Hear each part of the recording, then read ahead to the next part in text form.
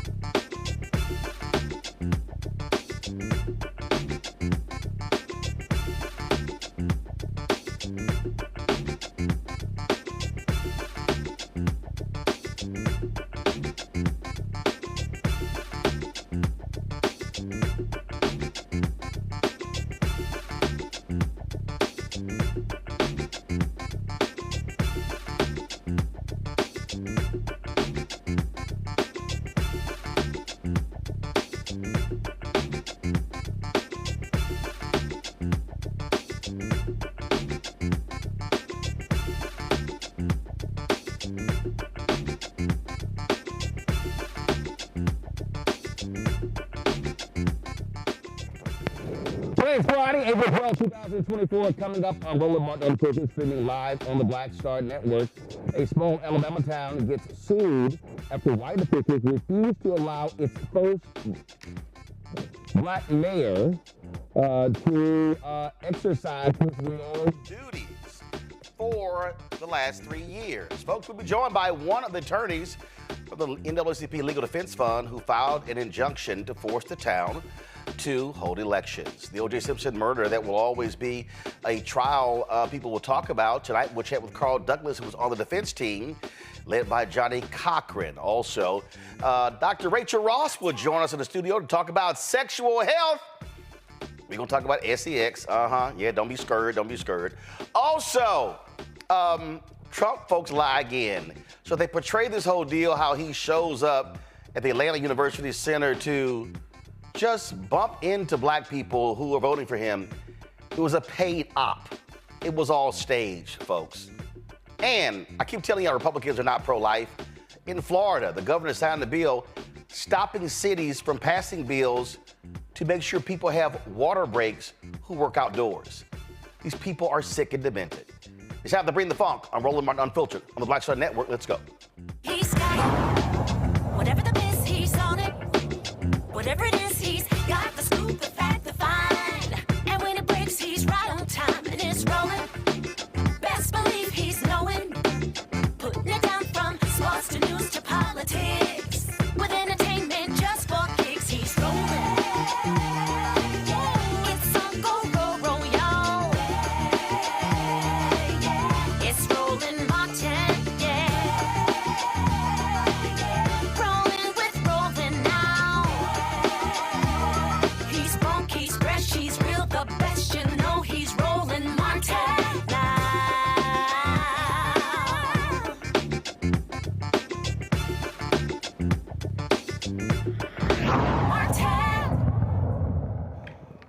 The first elected and first black mayor in Newbern, Alabama, has not been able to carry out his duties leaving the town because white folks there have blocked him from taking his seat for 3 years. Patrick Braxton assumed office by default in 2020 when he filed for office, and no one else, including the incumbent, did the same. Previous Newbern mayors had been appointed or ran unopposed, with several serving for more than 10 years. Many residents did not know they were even allowed to have elections. Seriously, Braxton has an ongoing lawsuit alleging the white town leaders arranged an illegal and secret special election, preventing Braxton from appointing a majority black town council and Newbern voters from electing their candidates of choice. And Newbern is about 77 miles southwest of Birmingham, and its population is 80% black, 20% white. However, the town's leadership, except for Braxton and his town council, has been majority white for years. The Legal Defense Fund has filed a preliminary injunction to force Newbern to hold elections and to allow its citizens to vote for the first time in years. My goodness, this is, okay, so I know somebody's watching me right now, and you're saying y'all have got to be kidding. But remember what happened in Ferguson. Same thing, 6-7% black, and for the longest they didn't have a black mayor. You often see this happen in these small towns in Alabama and Mississippi. And so we must understand this is a reality. Marinika Fujani joins us right now, special counsel of the LDF. She's been working on this. Okay, so walk us through this. Walk us through this. When is the last time they actually had an election? So as we understand it, the town of Newbern has not had elections since at least the last few decades. They may not have ever had elections before the Voting Rights Act was passed in 1965. The last few decades? That's right. What the hell? Like, what the hell? Do the people there not get news? Were they seeing elections happening everywhere else and no one said, hey, what about us? So what's been happening is that different white residents of the town have been appointing themselves and other white residents that they know to the positions of town council member and mayor. And it's been essentially a hand-me-down governance system for the past several decades. So nobody black said anything? No one? I'm baffled that you could have a majority black town and literally this just went on and it was okay. I think it is hard to wrap your mind around in terms of why before 2020, when Patrick Braxton decided to run for mayor, why didn't that happen previously? But that just hasn't been the practice. That hasn't been the history. And also remember that this town is quite segregated. So the Black people in the town live in a different part of town, and they have basically tended to take care of themselves by themselves without help of the official town governance. So, I mean, I get segregation. Okay, so all of a sudden, no one decides to run, so Patrick goes, hey, I'm going to run. And what? They just said, nope, you're not going to be the mayor. I mean, first of all, how does the state attorney general allow this to happen? I think that's a really good question. I think that's where things really start to get complicated when Patrick Braxton decided to run for mayor. At first, the outgoing mayor did not give him the proper information to qualify for a candidate of mayor, but Mr. Braxton was very intent on running and did the research that he needed to do so that he could still qualify. And then I think the problems really began not only after he decided to run, but it was really after he recruited other residents, and then it was only Black residents who decided to serve on his town council, that the outgoing white power structure decided that they wanted to put a stop to that. How large is this town's budget? What do they actually control? What are they in charge of? Well, Newbern is quite a small town that probably has between 200 to about 350 residents. There's the town post office, there's a town hall, there are a few other municipal buildings, but it's really quite small. So I don't actually think that this dispute is about getting a lot of access to town funds. It seemed to be more about holding on to those vestiges of power and trying to maintain that white-dominated town governance. So since this happened, I mean, have the Black folks there woken up? Have they realized that, man, we've been getting screwed all these years and we now want justice? We want this to be done the right way?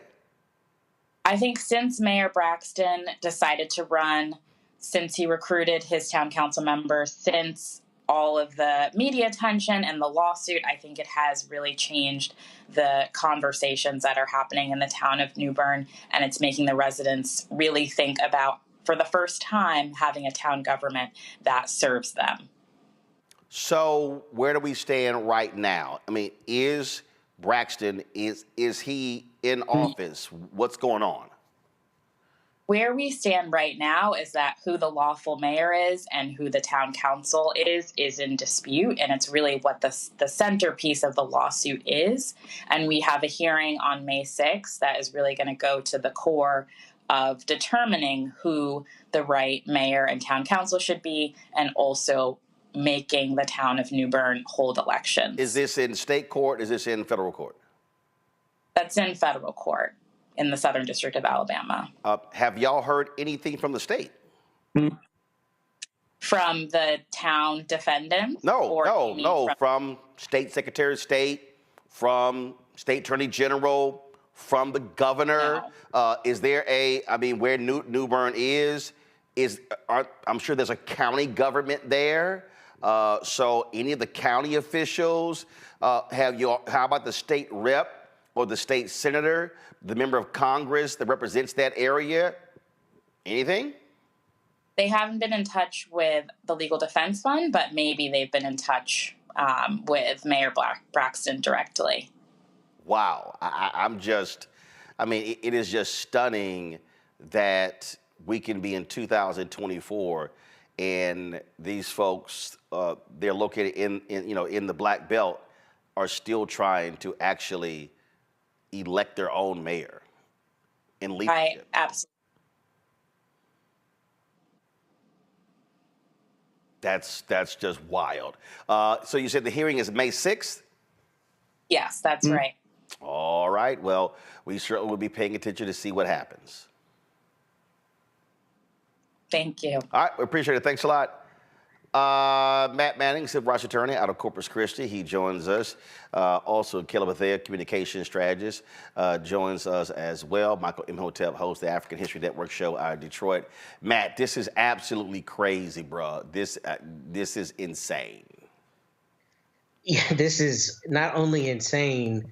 I thought that there had to be some weird issue with the maybe city ordinances or the codes. So actually, while you were speaking with the attorney, I read the Alabama law because I was just confused. And basically, in most states, they have a whole section of law that that relates to municipalities and corporations and basically how cities and towns are incorporated and what their powers are, all of that. So Newbern would be a Class 8 municipality in the state of Alabama. And the reason I mention that is because oftentimes there are gaps when they're very small cities and towns in terms of their ability to just govern themselves. So I thought maybe they had some kind of weird law that allowed the mayor to appoint everybody on the city council and some of the stuff I read in advance of this segment. But getting down to it, this is out and out racism and out preservation of power, because the Alabama codes, as it relates to even Class 8 municipalities, talks all up and through about elections.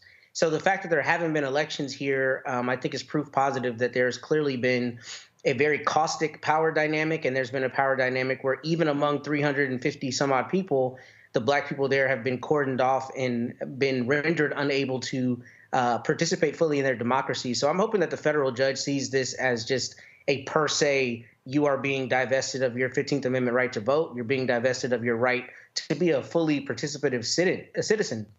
And hopefully he or she, not only issues the injunction, but make sure that the people of Newbern actually get to have a voice. This is crazy, Kelly. Just crazy. It's crazy, but it's also really fascinating to me because after, listening to the LDS attorney, or representative rather, I am now curious to know exactly how many other municipalities are in this exact same situation, in that there are hundreds, if not thousands, of small towns just like Newbern, Alabama, and certainly throughout the South. I wonder just how many are in a similar or exact same predicament, in that there are no elections because the town is so small, and I'm assuming the demographic is relatively older. Usually small towns of this size, we're talking about people who have been there their entire lives, don't really, venture out and then come back. We're talking about people who have been there and have stayed there their entire lives, residents who, are pretty much used to how things are and aren't necessarily exposed to how things can be or are currently in the rest of the state, rest of the country, and beyond. So I think certainly the white residents of Newbern know and take advantage of that. And not only is that disgraceful, I think it really does need to be explored by the DOJ, because this is, in my opinion, an even bigger issue. Michael. Yeah, Roland, I know some people act surprised by this, but this doesn't surprise me at all, especially if you understand the history of Alabama. No, you look at the Alabama State Constitution in 1901, okay, that codified white supremacy. And that's not me saying that. That's the Encyclopedia of Alabama.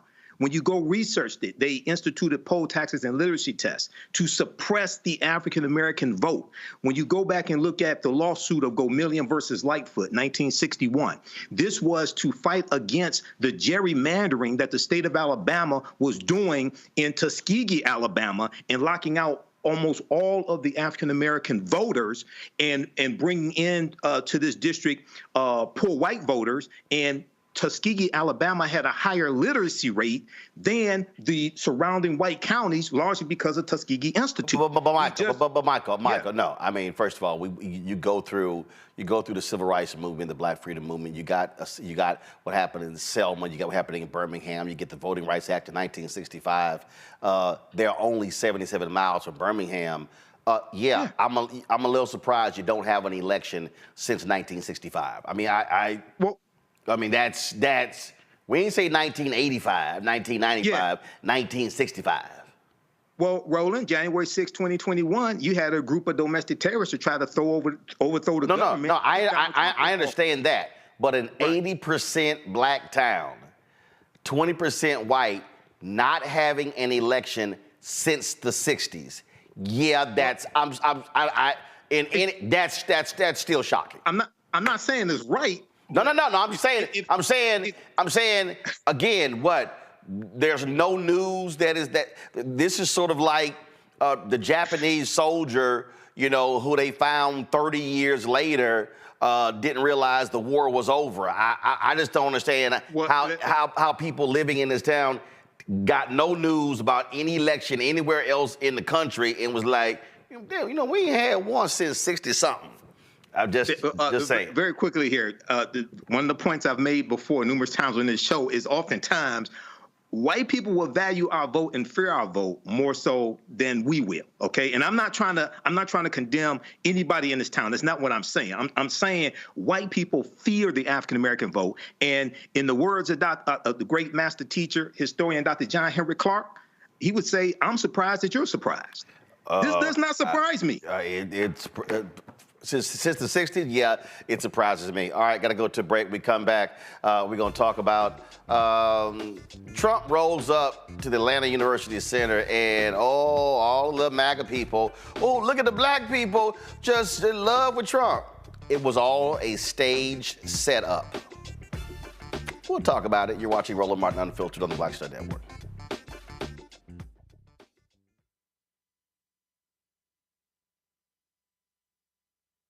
Fanbase is pioneering a new era of social media for the creator economy.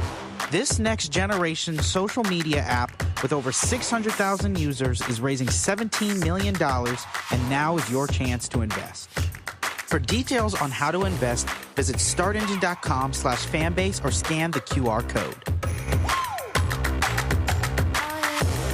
Another way we're giving you the freedom to be you without limits. Terry and I, we couldn't play in the white clubs in Minnesota. It felt like such a, strength through adversity type moment that I think black people just have to go through. We have to figure it out. Right. We make lemons out of lemonade. But there's a reason we rented a ballroom, did our own show, promoted it, got like 1,500 people to come out. Clubs were sitting empty. They were like, "Where's everybody at?" And I said, "They're down watching the band you wouldn't hire." So it taught us not only that we had the talent of musicians, but we also had have the talent of entrepreneurship. Mm-hmm. It wasn't like a seat at the table. It's like, no, let's build the table. That's right. We got to build the table. And, that's right. And that was the thing. And of course, after that, we got all kinds of offers. Of course. Right, to come play in the clubs. But we didn't do it. You're like, no, we're good. No, we're good. We're good. And that's what put us on a path of national. And of course, when Prince made it, then it was like, okay, we see it can be done.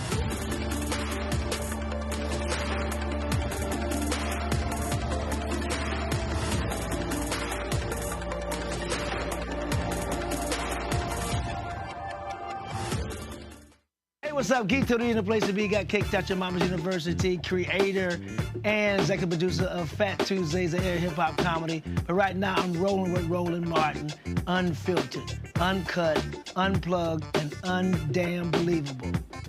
You hear me?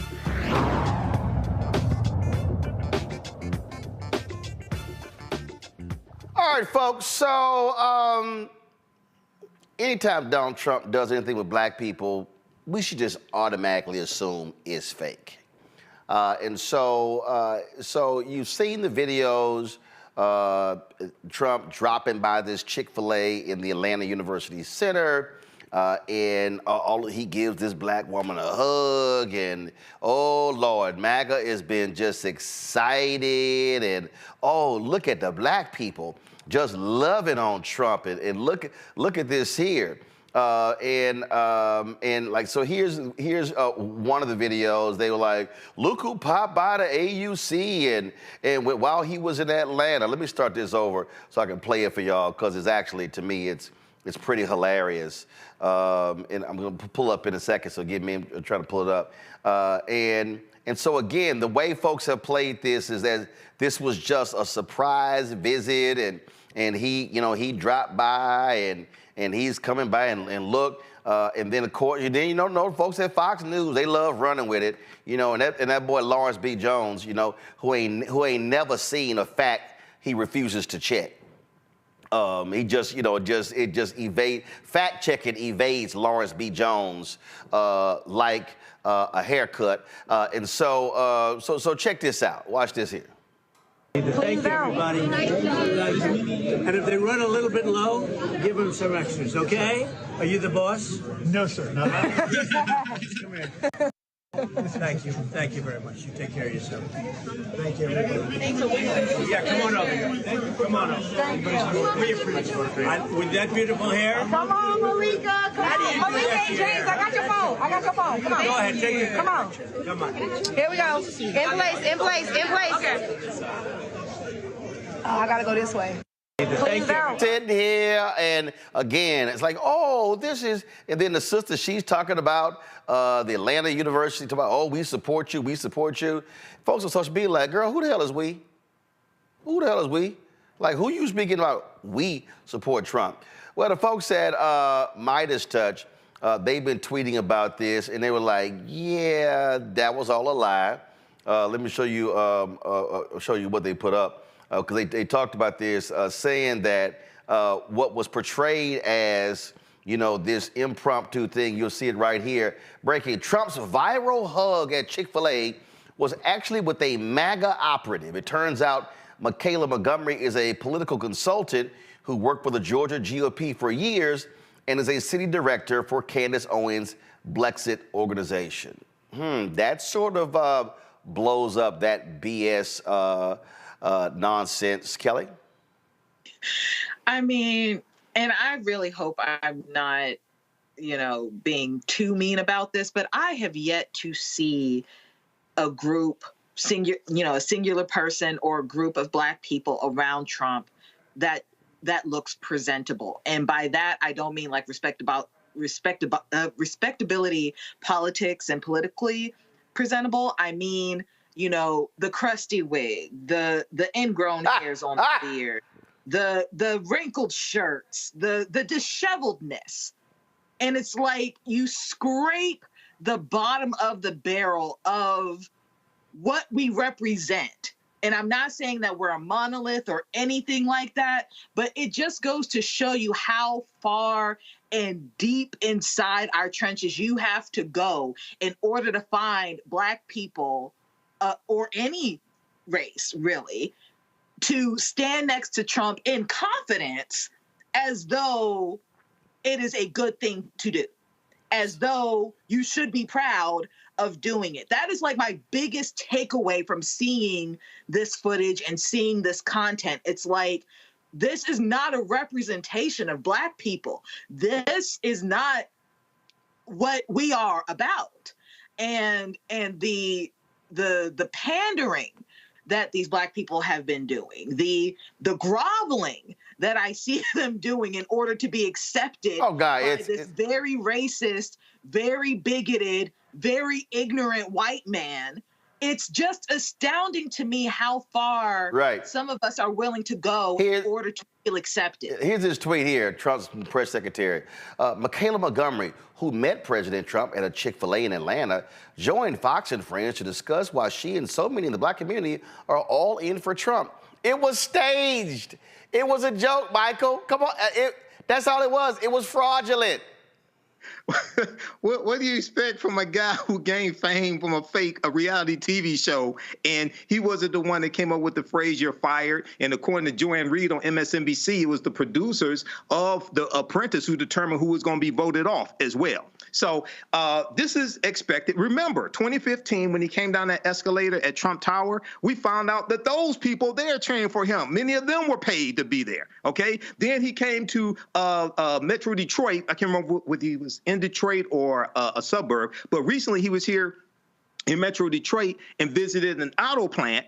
And we found out that, number one, it was a non-union auto plant, number one. Number two, many of those people who were said to be Trump supporters, they were paid to be there as well. So this is what you get. All right, we have to expose this fraud. And I saw that video today on D.L. Hughley's Instagram page. We have to expose this fraud and these grifters, and then present the facts and evidence. Proper documentation ends all conversation. But this is what you're going to get. You're going to get more of this from Donald Trump, who's pandering and can't present any policies that are realistic that are going to help African Americans. Now compare that to what Donald Trump and Joe Biden, Kamala Harris have done, especially with student loan forgiveness, that continue today. Now, and if y'all want to laugh, if y'all want to see a straight up minstrel show, okay, watch this.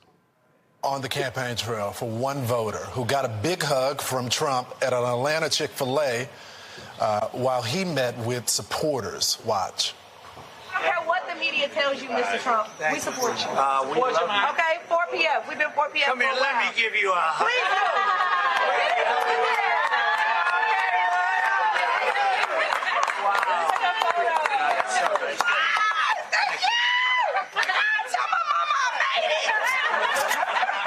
Please do. Look at this. Here to tell us about it is that young woman herself, Michaela Montgomery. She's also the founder of a grassroots political group to conserve the culture. Michaela, I've been waiting for this interview all morning. I've been waiting for this my whole life. And I've been waiting to say both of y'all out y'all damn minds. Matt, not only that, he goes there and he lies. He talks, he mentions, I've done more for HBCUs than any president in history. Flat out lie. He mentions opportunity zones. Flat out lie. I mean, just lie. This was a staged event, and the Republicans are trying to push it out as if, this was just spontaneous, that he just gave a hug to this sister. She's a campaign op. Can I yield my time to Kelly? Because I know Kelly wanted to get something in. I'm happy to yield that before I get. Kelly's still trying to go in her appearance. So we got it. It's not just about appearance, Roland. It's just like, for me, I'm about packaging, right? Even if you're an op, even if you are paid to do something and make it look like something else, look good doing it. I got it. But here's my whole point. She's an op. So what they've done with this is try to play black people. And this is what they do. It's not real, Matt. And again, you sit an op there who brings 4 or 5 other loud black people. The cameras come there, and their whole deal is, see, the black people just loving them some Trump. You're an op. You're not real. And so my whole deal is, every time he comes around black people and starts lying, somebody needs to be there saying, every time you keep saying you've done more for HBCUs than anybody else. How much? Can you give me the number? Can you tell me what did you do? Opportunity zones. Can you tell me exactly how much of that money went to low-income residents, people of color? Please let me know that. They can't tell you. No, they can't. And that's why right now we need that brother with the viral video. Why you always lying? Why you lying? Right? Notice I saying those partials right. But in any event, first of all, you talking about my man off script. You talking about Scotty. So yeah, go ahead. Hilarious. That joint had me dying. But in any event, here's the thing. Not only are they lying, it's like we have short memories, because this is the same person who took out a full-page ad calling for the death penalty in response to the exonerated 5. So, 30 years later, to be acting as though you are a friend to black people, or that you have, black support in larger swaths than those who are paid or otherwise incentivized to come and support you, is flatly dishonest. But the thing about this is we see Mr. Trump doing this in not only as it relates to true political events, but selling Bibles. Like, bruh, come on, you are the person who least lives the edicts of the Bible, but you're selling Bibles? But there's such a large contingent of people out there who just are not daunted by that. And that's the bigger issue here, is that it seems like the Trump team is just emboldened to do and say whatever they want, because there's no real political loss and no political accountability for him continuing to lie. But what I think is especially problematic about this is that, look, you know, Black people don't have to be monolithic. We are allowed to have our own individual thoughts, but you should never sell your self-respect in order to get clout. And that's what people like this young woman are doing, right? You're going to go and shuck and jive to get your 15 minutes of fame, but it's ridiculous, because if you agree with his policy positions, of which he has none, then, you know, you can trumpet that and say, look, these are my closely held beliefs on his actual policy. But that's not what we're seeing. We're seeing political pageantry, both from those pandering to him and Mr. Trump and his team pandering to Black people with high top sales and Bibles. It's also no shock when you have Lawrence Jones who will go on Fox News and just blatantly lie and just act just like when he had that other fool with the dude who supposedly was with BLM in Vermont. The most softball of softball interviews, and the dude was just straight lying the whole time. And so, Lawrence, do a fact check. I mean, bump it to a fact. I mean, okay, maybe you don't search for one, but like bump into a fact one day. But again, that's what you see, because what they love to present to their mostly white Fox News audience, hey, here are the Blacks. Look at the Blacks who are supporting Trump. And I'm going to say this here again for the low information voters out there, the people who don't pay any attention, all of y'all who thought these checks were overflowing to the Black community when Trump was there, just want to remind y'all that was COVID. Just want to remind y'all of that. So if y'all actually think that Trump is just going to be flowing checks to the Black neighborhood if he actually wins, y'all all need to be drug tested, because it ain't happening. And all of you are going to be in for a massive rude awakening when there comes more tax cuts for the rich, and he leaves your broke asses out to dry, like he's done Giuliani, like he's done everybody else who stood with him. But y'all go ahead and play a little game and actually think Trump has your Black back.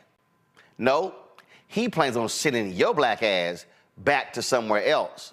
Because as he said, why can't we bring in more people from Norway, from Switzerland? What he's saying is white people. Just so y'all know. All right, going to break, we come back. It has been years since the OJ Simpson trial. He's dead, and folks still are fighting over OJ. Did he do it? Did he not do it? Why he keep loving white women?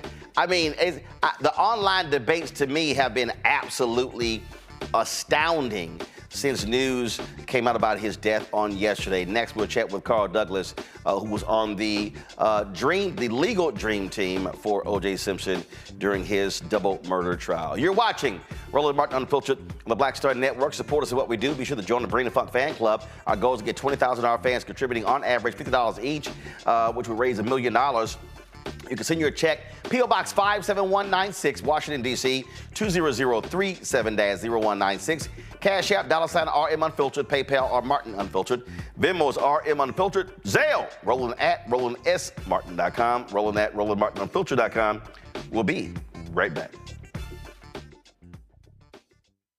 Next on the Black Table with me, Greg Carr.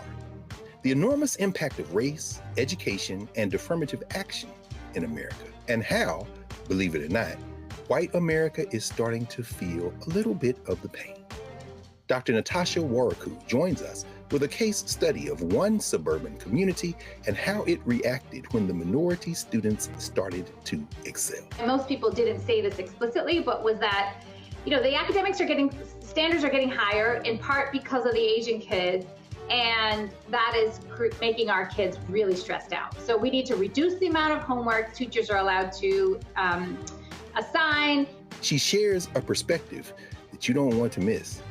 That's on the next Black Table, only on the Black Star Network. Fanbase is pioneering a new era of social media for the creator economy. This next generation social media app with over 600,000 users is raising $17 million, and now is your chance to invest.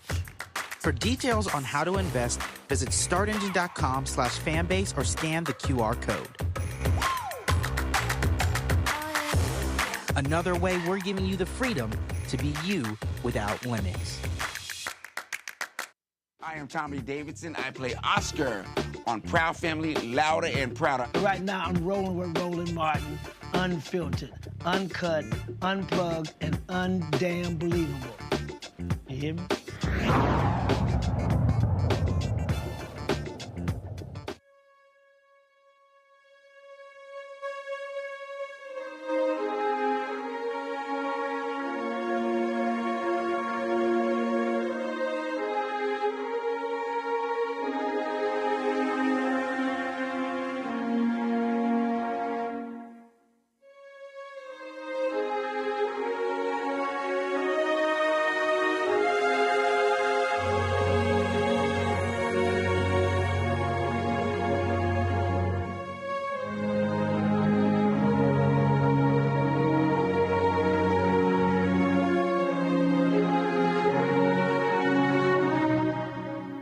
All right, folks. OJ Simpson is still the talk of the country after news came out yesterday that he died at the age of 76 of prostate cancer. It was announced by his family. This was just a couple of months ago on February 11th when OJ Simpson posted this video on Twitter.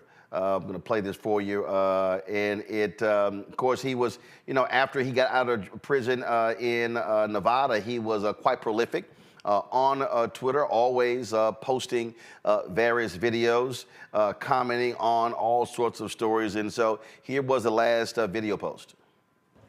Hey, X-World, it's me, yours truly. Boy, what a beautiful day it is here in Las Vegas. Even though the game is indoors, it wouldn't have mattered, but still, it's nice to have a beautiful day like this. Hey, let me take a moment to say thank you to all the people who've reached out to me. My health is good. I mean, obviously, I'm dealing with some issues, but hey, I think I'm just about over it, and I'll be back on that golf course, hopefully in a couple of weeks. But it was very nice hearing from you and hearing those good, positive words. Thank you. Now, as far as the game goes, obviously, my prediction. That was February 11th. 2 months later, OJ Simpson was dead, dying of prostate cancer. All sort of stories have been done. Folks talking about the recollections of OJ. This New York Times article I found to be quite interesting. This is what it says. OJ was an earthquake. We're still living with his aftershocks. He tried to shed his blackness, but his all-consuming murder trial put the historically lurid American psyche on full display. Carl Douglas served on the legal dream team during that murder trial for OJ Simpson. He joins us right now. Carl, first of all, glad to have you. I know a lot of folks been trying to get your perspective, your thoughts on OJ. Before I ask a series of questions, when was the last time you talked or saw OJ? Roland, first, thank you so much for having me on your show, Myth. I really appreciate it. The last time that I spoke to OJ was probably the day after the verdict in 1995. The last time that I saw him was in April of 2005. That was during Johnnie Cochran's funeral here in Los Angeles. Reverend Al Sharpton was giving the eulogy, and he first asked the audience. 5,000 people filled the audience. It was so crowded, Oprah Winfrey was turned away at the front door. But he first looked around and said, how many people have ever worked with Johnnie L. Cochran? And I stood up, and many others who worked with him stood up as well. Then he asked, how many people here today had ever been represented by Johnnie L. Cochran? And I turned to my right, and I saw Michael Jackson stand up. And one row back, and maybe 4 or 5 seats away, I saw OJ stand up as well. That sight of seeing Michael Jackson and OJ Simpson there together at that same place is a vision that I'll probably take with me to my grave, brother. When you look at how even today there is still such a visceral reaction when just the mention of the name OJ Simpson. I mean, I have seen memes, I've seen posts, I've seen folks reliving the trial, reposting items, talking about how it was wrong. Jurors have been interviewed on different networks. Several of them said, look, we got it right. What was it, from your perspective, what was it about this case that was unlike any other in American history? Because it was a perfect storm, Roland, of a whodunit. And layered on that was race. And layered on that was celebrity. And layered on that was domestic violence. And layered on that was entertainment in Los Angeles. Some would say the media capital of the world. This was before X, Facebook, or Instagram. The only game in town at that time was the OJ Simpson trial. And so it really held the nation transfixed. When the verdict was rendered on October the 3rd of 1995, there were as many as 150 million people, more than 1/3 of the entire nation of this great nation of ours, were tuned in to watch that verdict. You hear about perhaps 14, 15, 19 million people watching the women's basketball game. But when you think about 150 million, 10 times that number of people watching one event, it really tells you the impact it has had on American history and American culture. Sir, people, white, black, young, and old, always will want to have a conversation with me about the O.J. Simpson trial whenever I deign to bring it up. I mean, it really, I mean, you're absolutely right. I mean, it checked every single box. I mean, you had, athlete, rich guy, he black, the ex-wife was white, Ron Goldman. You had, I mean, it was everything all just converging at one time. And it really was about drawing a line in the sand. Folk was straight up in offices around the country picking sides. And it was an absolute black-white issue.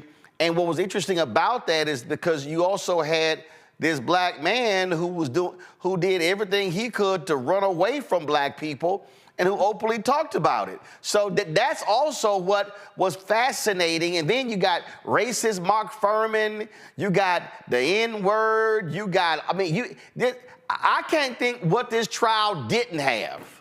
Sure, but it also talks about the resiliency and how great black people are.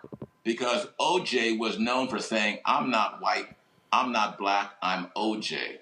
Yet and still, when he got arrested, when he got in trouble, his black ass was black. He was embraced by the black community. He was one of us again now. And so the response at the verdict wasn't anything about OJ per se, but finally, once in this country, the system seemed to work in favor of a black man, and that was what we were rejoicing viscerally. And that, Mark Lamont Hill actually tweeted that, and a lot of people got upset with his tweet when he talked about that, where he said that the justice system worked the way it was supposed to work because the state did not prove their case beyond a reasonable doubt. And people got upset with him, and he said, I'm not saying OJ wasn't guilty. He said, I'm not saying he was guilty. He said the onus on the prosecution is to convict beyond a reasonable doubt. And he said, and the reality is the doubt was there. And it's not, the juror's question, Roland, is not whether he is guilty or innocent. That's not the test. The test is whether the government has met its burden of proving him guilty beyond a reasonable doubt. And I can tell you this, Roland, there's a different burden in civil courts. They only have to prove that there's a preponderance of the evidence, more likely to be true than not true, 50.001%. And I dare say, If I were on that jury in Santa Monica for the civil verdict, I understand how they would rule that there's 50.1% proof against OJ Simpson civilly, but I also embrace and understand why this jury felt that the prosecution had failed in their burden of proving him guilty beyond a reasonable doubt. For you, being a part of this legal defense team, many call the Dream Team, what was it like for you being in the midst of it, seeing the stories? Jury was sequestered, but seeing the stories and hearing everything was being talked about, hearing how everybody was being talked about. Then, of course, you had, we've heard these battles between Shapiro and Cochran and who was in charge, and it was like, okay, we got the white lawyers over here and the black lawyers over here. Then you had the F. Lee Bailey who was like, I'm gonna be with the black lawyers. And so you had you had a racial dynamic in the country of the trial. You had a racial dynamic on the prosecution side and a racial dynamic on the defense side. Yeah.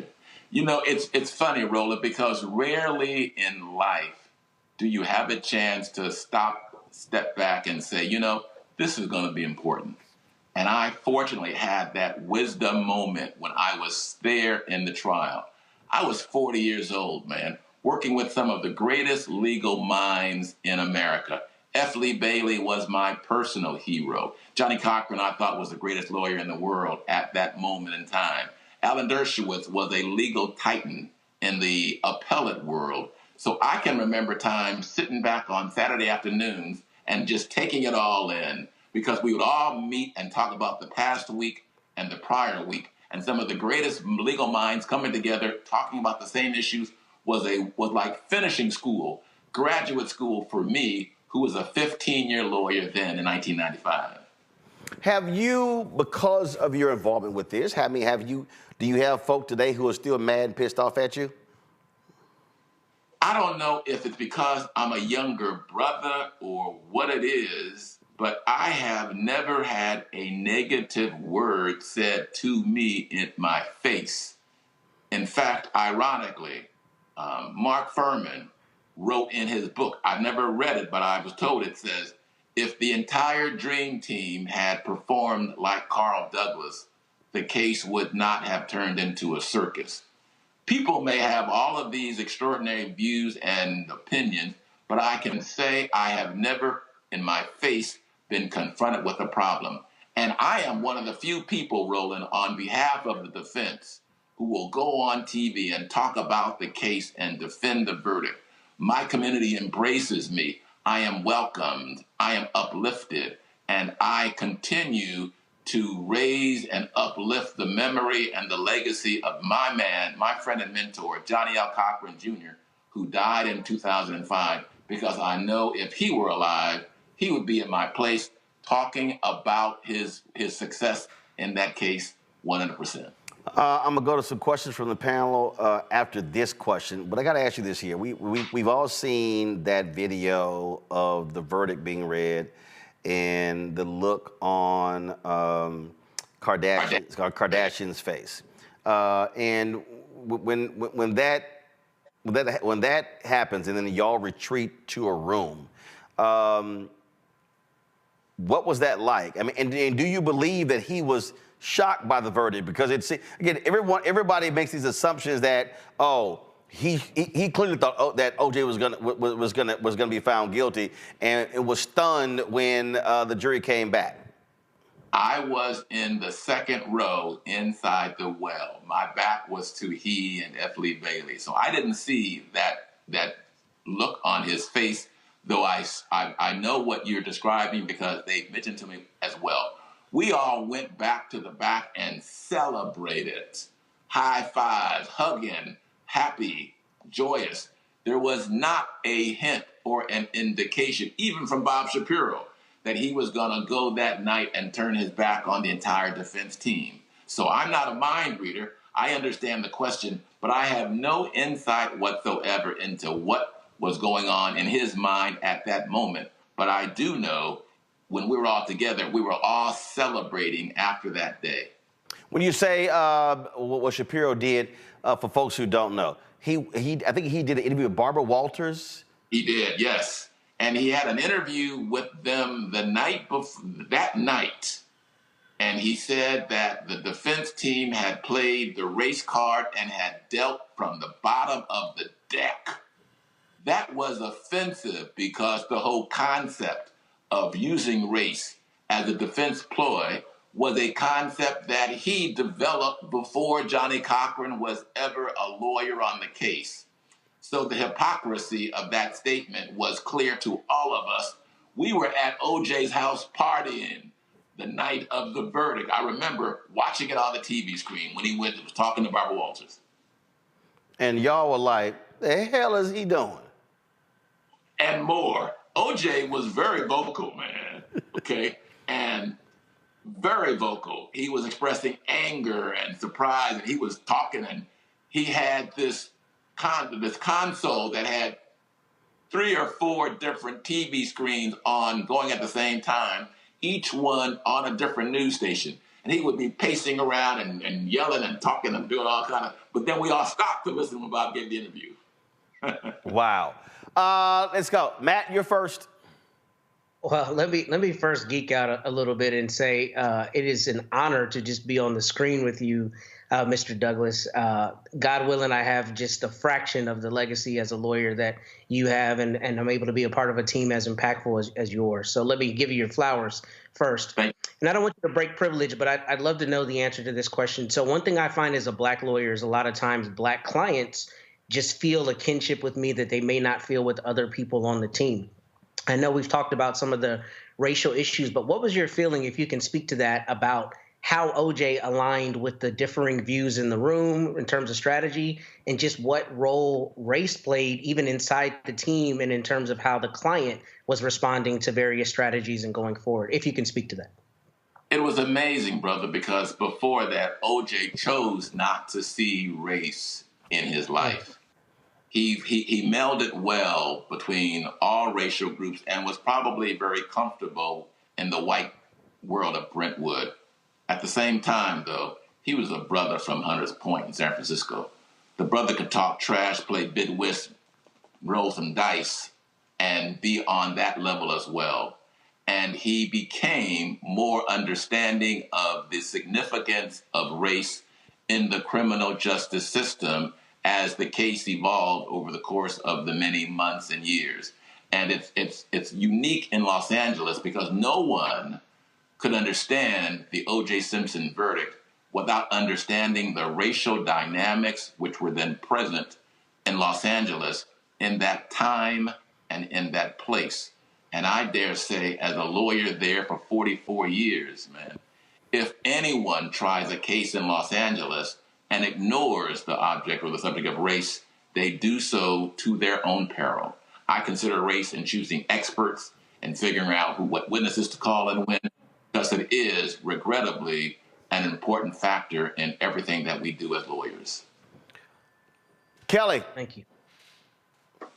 I echo Matt's sentiments in being on the same screen as you, sir. It is an honor. The law nerd in me is also geeking out, so I will reel it back a little bit. My question to you isn't necessarily regarding legal strategy so much as it is, and I think it's fair to say your attenuated relationship with OJ Simpson since the trial, based off of what you just said, the last time you saw him, the last time you spoke with him.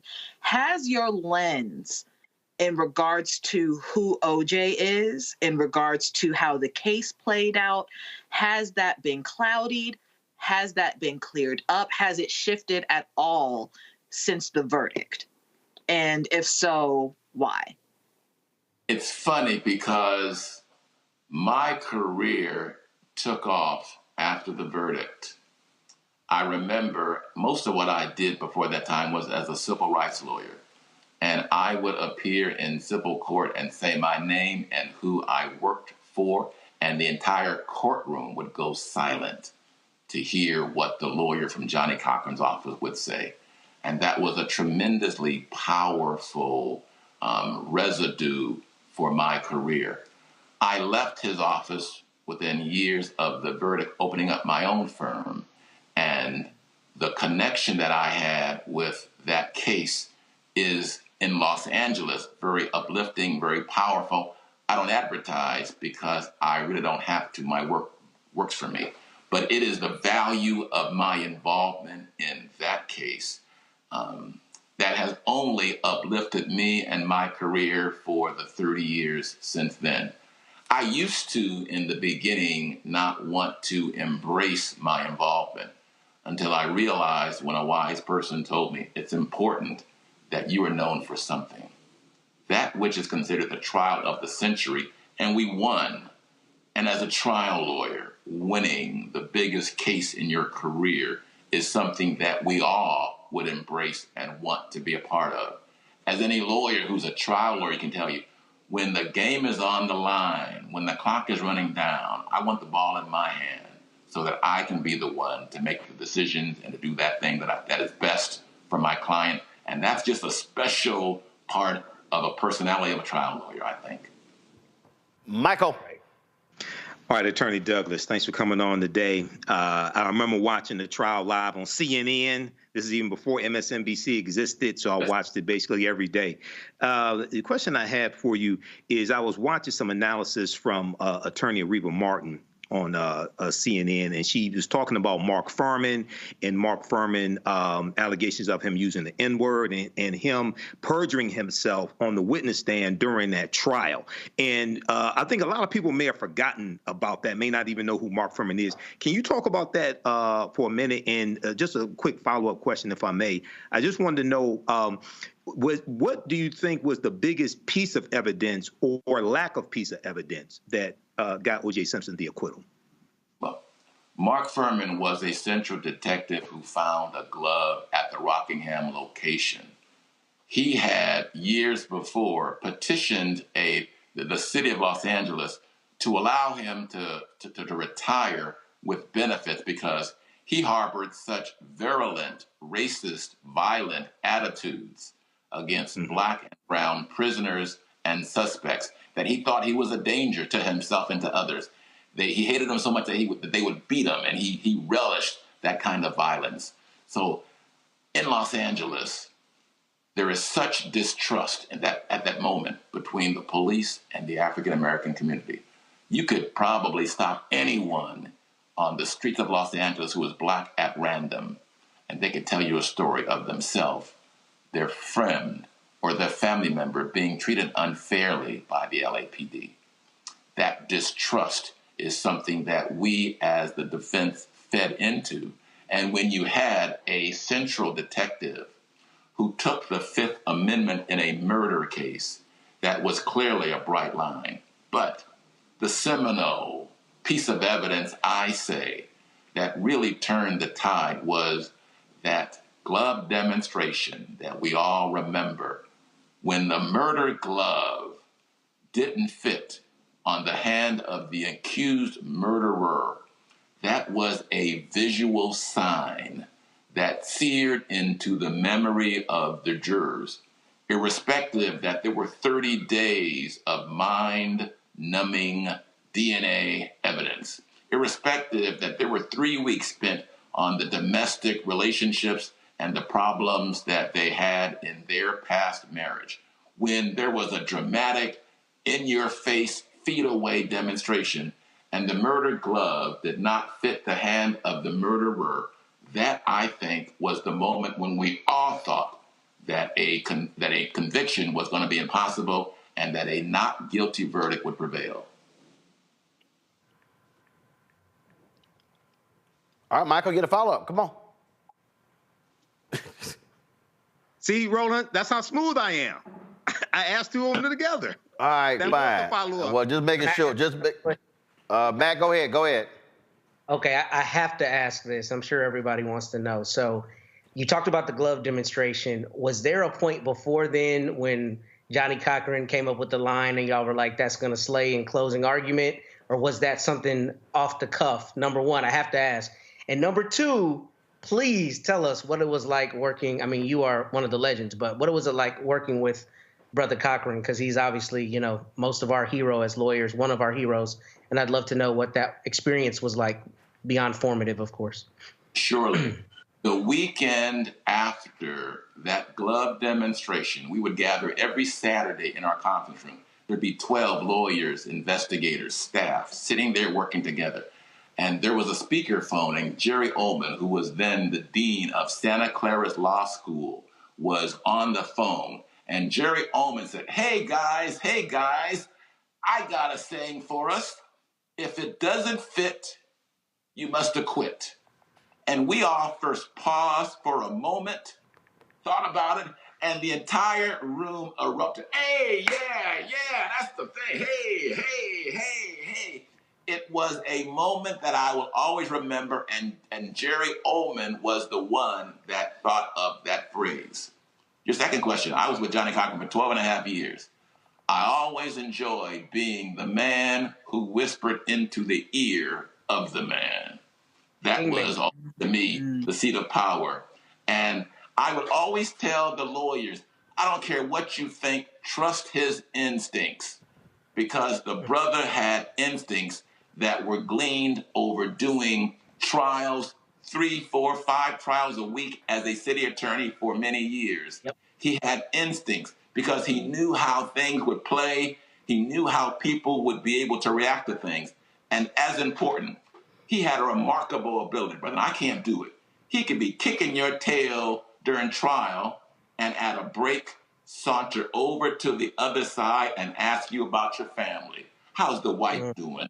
How's the kid doing? He had that remarkable ability to compartmentalize, and prosecutors, defense lawyers alike loved him some Johnnie Cochran. He had that smooth way that was able to impress everyone he was around. All right, then.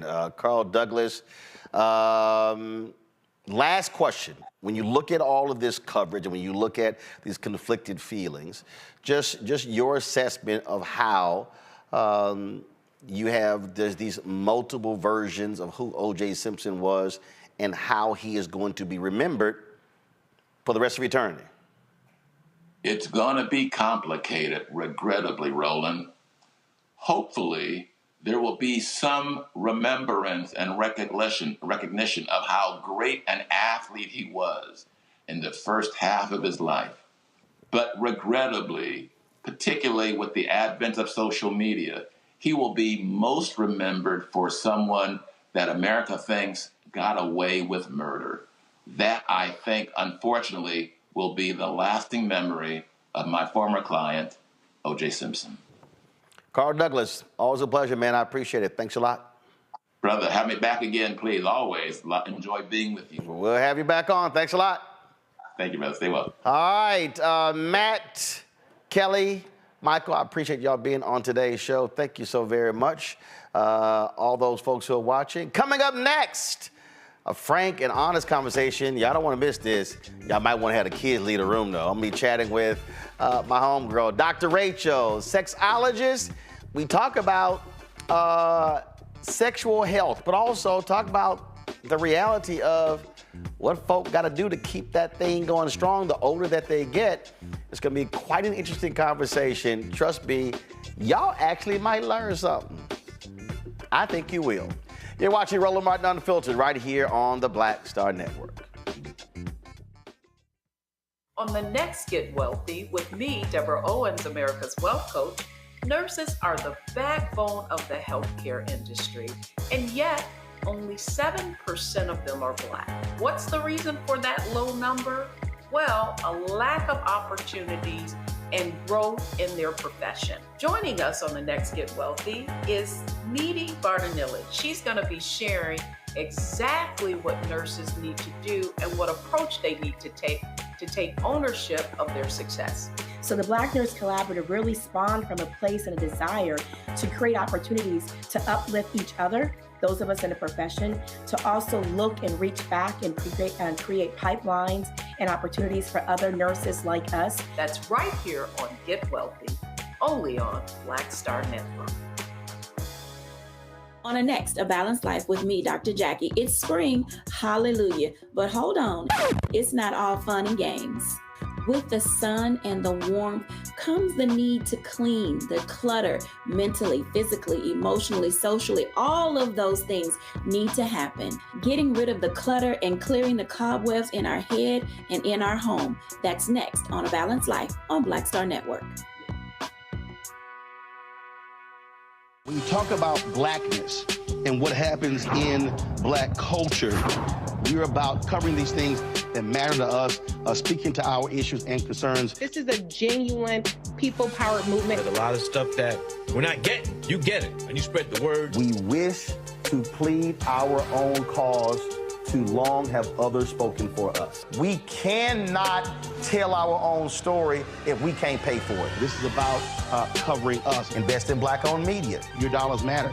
We don't have to keep asking them to cover our stuff. So please support us in what we do, folks. We want to hit 2,000 people, $50 this month, raise $100,000. We're behind $100,000, so we want to hit that. Y'all money makes this possible. Check some money orders. Go to P.O. Box 57196, Washington, D.C. 20037-0196. The Cash App is $RM Unfiltered. PayPal is R Martin Unfiltered. Venmo is RM Unfiltered. Zelle is Roland at RolandSMartin.com. Fanbase is pioneering a new era of social media for the creator economy. This next generation social media app with over 600,000 users is raising $17 million, and now is your chance to invest. For details on how to invest, visit startengine.com/fanbase or scan the QR code. Another way we're giving you the freedom to be you without limits.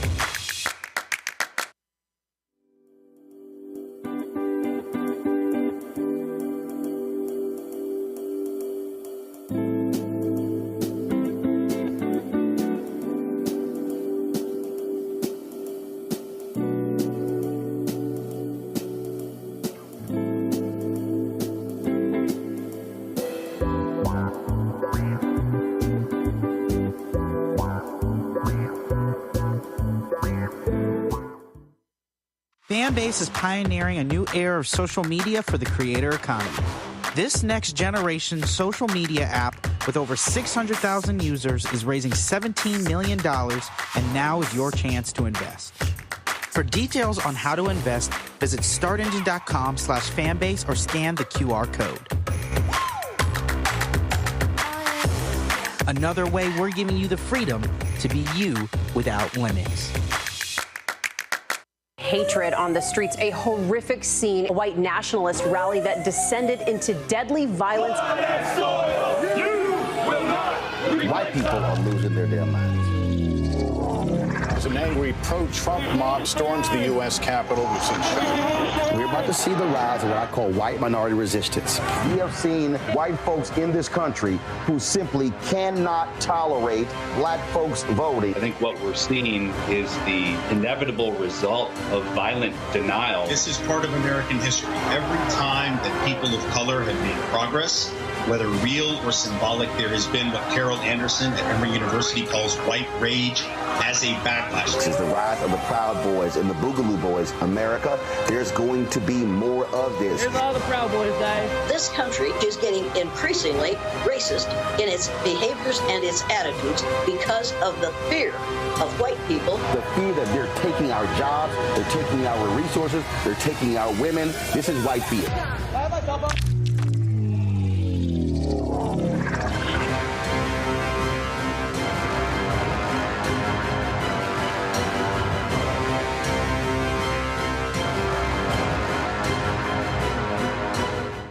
Hey, yo, what's up? This is Mr. Dalvin right here. What's up? This is KC. Sitting here representing the JODECI, that's Jodeci. Right here on Roland Martin Unfiltered.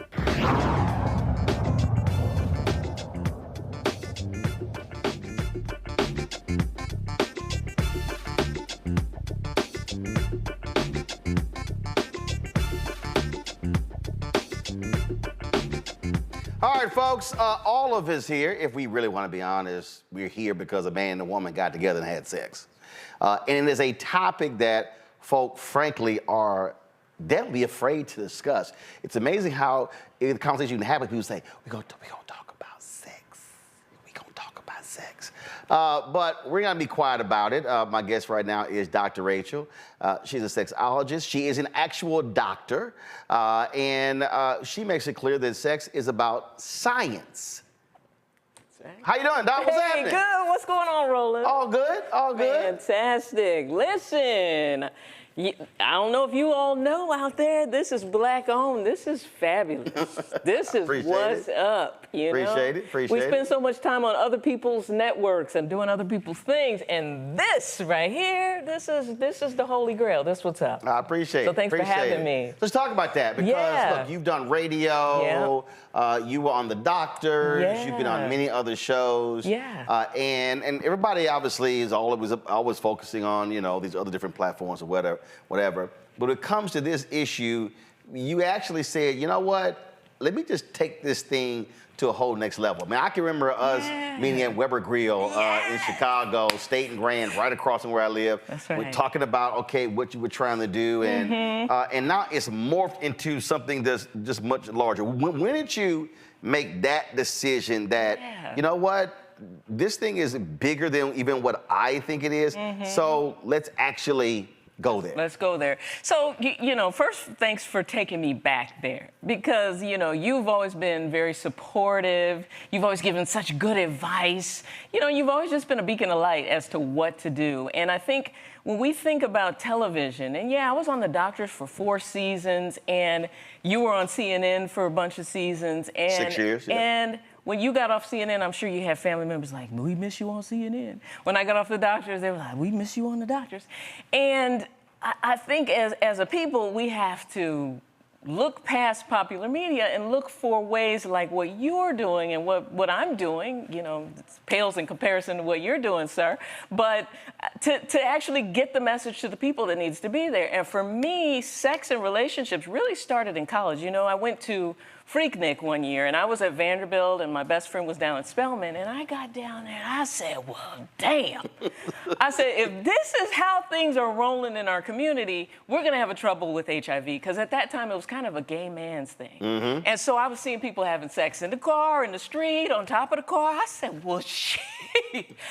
So it opened up a whole new... So this new documentary, you're like, I saw, you like, I experienced it in real time. Yes, for sure. And it was like sensory overload. I was like, okay, you know, I'm coming from Gary, Indiana, and I'm like, what in the world's happening? So I realized that sex was such a thing in our community that it was always going to be a thing. And so for me, it started with HIV and AIDS education. And then now being an adult and being married and having kids, it has morphed into this space where I see Black sexuality and Black sexual health and Black health in general assaulted on a daily basis. I mean, you know, we have hypertension, diabetes, we die during pregnancy, you know, we got this prostate thing going. And for me, it is about, and it has been for a really long time, is how can I package the information and get the information out there in a way that people can understand, but also so that it changes the way we're doing things, so that it makes us healthier, live happier lives, and to keep the sexual connection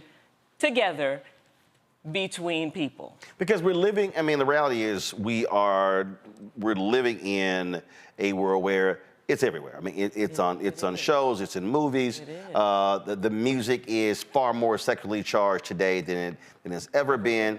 And then there's this impression in people's minds that, oh my goodness, that sex is amazing, is wonderful, but the bottom line is, as you deal with it, there are people who are having significant issues with intimacy, with actually having sex, men and women. For sure, for sure. And I think when we connect sexuality, I mean, you have to connect sex to everything, right? It's the reason you go out and get the new Jordans. It's the reason you get a haircut. You know, like the reason you look good is so much around sexual energy. And I think as a people, we're so afraid of sex and we're so afraid to talk about it that it becomes kind of like the elephant in the room. We're all doing it. We've all done it. We've all had it. We all had to have it to get here. So to take it and make it fun, make it entertaining, make it something that's not creating this weird energy has really been what it's about. And for me, I've been in this space, you know, I've done teens, I've done women, I've done men, and really what I've found is that men are you know, they're the leaders, they're supposed to be the leaders of the community, right? They're supposed to be the leaders of the household, right? And what I find is that when a man gets to the point where his erection isn't working anymore, it becomes a big thing for him. And it is a saddest thing to see a gentleman. Meaning it affects everything. It affects him mentally. It affects in terms of how his partner sees him. How he sees himself in the world. How he presents himself. So for me, realizing that I love black men, you know, they're an extension of me. They're a part of me, my dad, my brothers, and things like that. And so watching and seeing stuff like that happen in your own family makes you be like, oh, shit. You know, let me get on it. And really, honestly, my he was a physician too. And kind of towards his last few years of life, you know, he just became honest with me about some of the stuff that he'd been going through with his prostate, with his erections, talking to my mom. And I said, listen, if I can prevent anybody else from going through all this, that is exactly what my mission has been. And so in the media space, I've been kind of all over the place, but now I have drilled down into men's health because when your erection goes south, I feel like it's kind of like an SOS signal. It is letting you know that something else is going on, and what we need to do is fix the underlying cause so that the erections can stand tall. And so here's what was interesting. We were talking one day, and you said that, which I was actually surprised by. You said that when you've had these counseling sessions, you've gotten more resistance from the women and not the men. For sure. Now, I was surprised by that because, again, the assumptions that we always hear is that, oh, no, men, look, they don't want any advice. They know what they're doing. They don't want to listen to anybody. You know, it's all about ego. Yeah. But you said, no, it's the women who gave you the most pushback, and the dudes were like, yo, definitely. Let's figure this thing out. Definitely. From my family practice in Gary, Indiana, to practicing in LA, to practicing in the prison system, men are much more, you know, and maybe it's because women are taking care of so many people. They're taking care of their husband, they're taking care of their kids, so they're really not as invested in themselves as men are. But men, when you tell them, listen, it's not going to work anymore if we don't fix this. If you don't get your sugar under control, you are going to have trouble with your erections. When you guide gentlemen in the direction to heal and to get better and to feel better and look better, they are really all about it. So for me, it became about, wow, I'm leading guys and changing lives. And so for me as a physician, that was really important. I'm like, well, listen, I can sit with the ladies and we can laugh and gossip, but they're not doing it. When I talk to the guys, they make the changes, they make the shifts, and, you know, we see some results. And then I also found with women, particularly in the space of sexual health, some women are going to be mad at me for this, but we get married and then have the kids and really kind of sink in this place of like, well, you know, I could live without it or I could live with it. So basically move into this just area of contentment. Yeah. That, you know what? Yeah. Fine if it happens, not if it doesn't. And then you have men who are like, hold up, this sex every 2-3 weeks, once a month stuff, this ain't how it's rolling. That's right. So now you got friction. That's right. And then you're in a tough space because they're married. And it's not fair because you guys did make a commitment to each other. Listen, we're supposed to be here. We're supposed to have sex. This is death to a part. So you mean we're gonna die? Here we are. We're only 55. Does this mean that I'm only gonna have sex twice a year for the rest of my life? I mean, that's the old phrase going. You better keep doing what you did to get them. So when you confront that, yeah. I mean, and are you seeing that a lot? Oh, I see that all the time. I see that all the time in our community, unfortunately. I don't see it as much in other communities because it becomes kind of an agreement and a negotiation in other communities. In our community, I think our mothers, you know, watching my mom, watching my aunts have kind of led us to this place where we think that, you know, once you got the kids and all that, you know, that's a thing of the past. And so it becomes difficult for me as a sexologist and as a physician to, when couples come or when women come, particularly African-American women, when they say they want to get their sex drive back up, a lot of times that's not true. A lot of times it's just to make the partner happy. To say, okay, well, I'm trying. You know, I'm going to get the tests. I'm trying to do these things. But it has to be, you know, a joint effort because it's really not fair. Here it is, I'm helping the guy get his erection stronger, and he's got a Maserati in the car and no keys because he can't try it out. So it's tough, you know? And if he can't test drive at home, he gonna test drive somewhere. He gonna test drive somewhere. That's my point. You know, with Facebook and everything, it's just so easy to meet people online and here and there. And then I find that there's so much. Okay, so he said, listen, honey, you know, we really don't have sex much. You know, it really makes me feel terrible. Right. You know, I feel really attractive. You know, people look at me when I'm at the grocery store. Women flirt. And he's trying to avoid a confrontation. Yeah. So he's trying to do it in a way of not to cause drama. Yes. And 8 times out of 10, she just doesn't hear it. And so it creates a bad situation. So I have guys come to me, well, Dr. Rachel, what should I do? I'm like, well, I can't tell you to leave somebody. But does this also then happen? Because for that man who says that, he may not have any issues in the bed, but now it becomes a psychological thing. Sure. And so now, when it does happen, he may not be able to perform because, hell, it's been 3 weeks. That's right. 3 months, 3 years. Right. You're right. You're absolutely right. There's so many layers to it. And you know, so back up. I don't want to be so hard on the ladies because, you know, gentlemen, you know, started out going on dates, doing a little romance, and maybe have stopped or fallen off a little bit.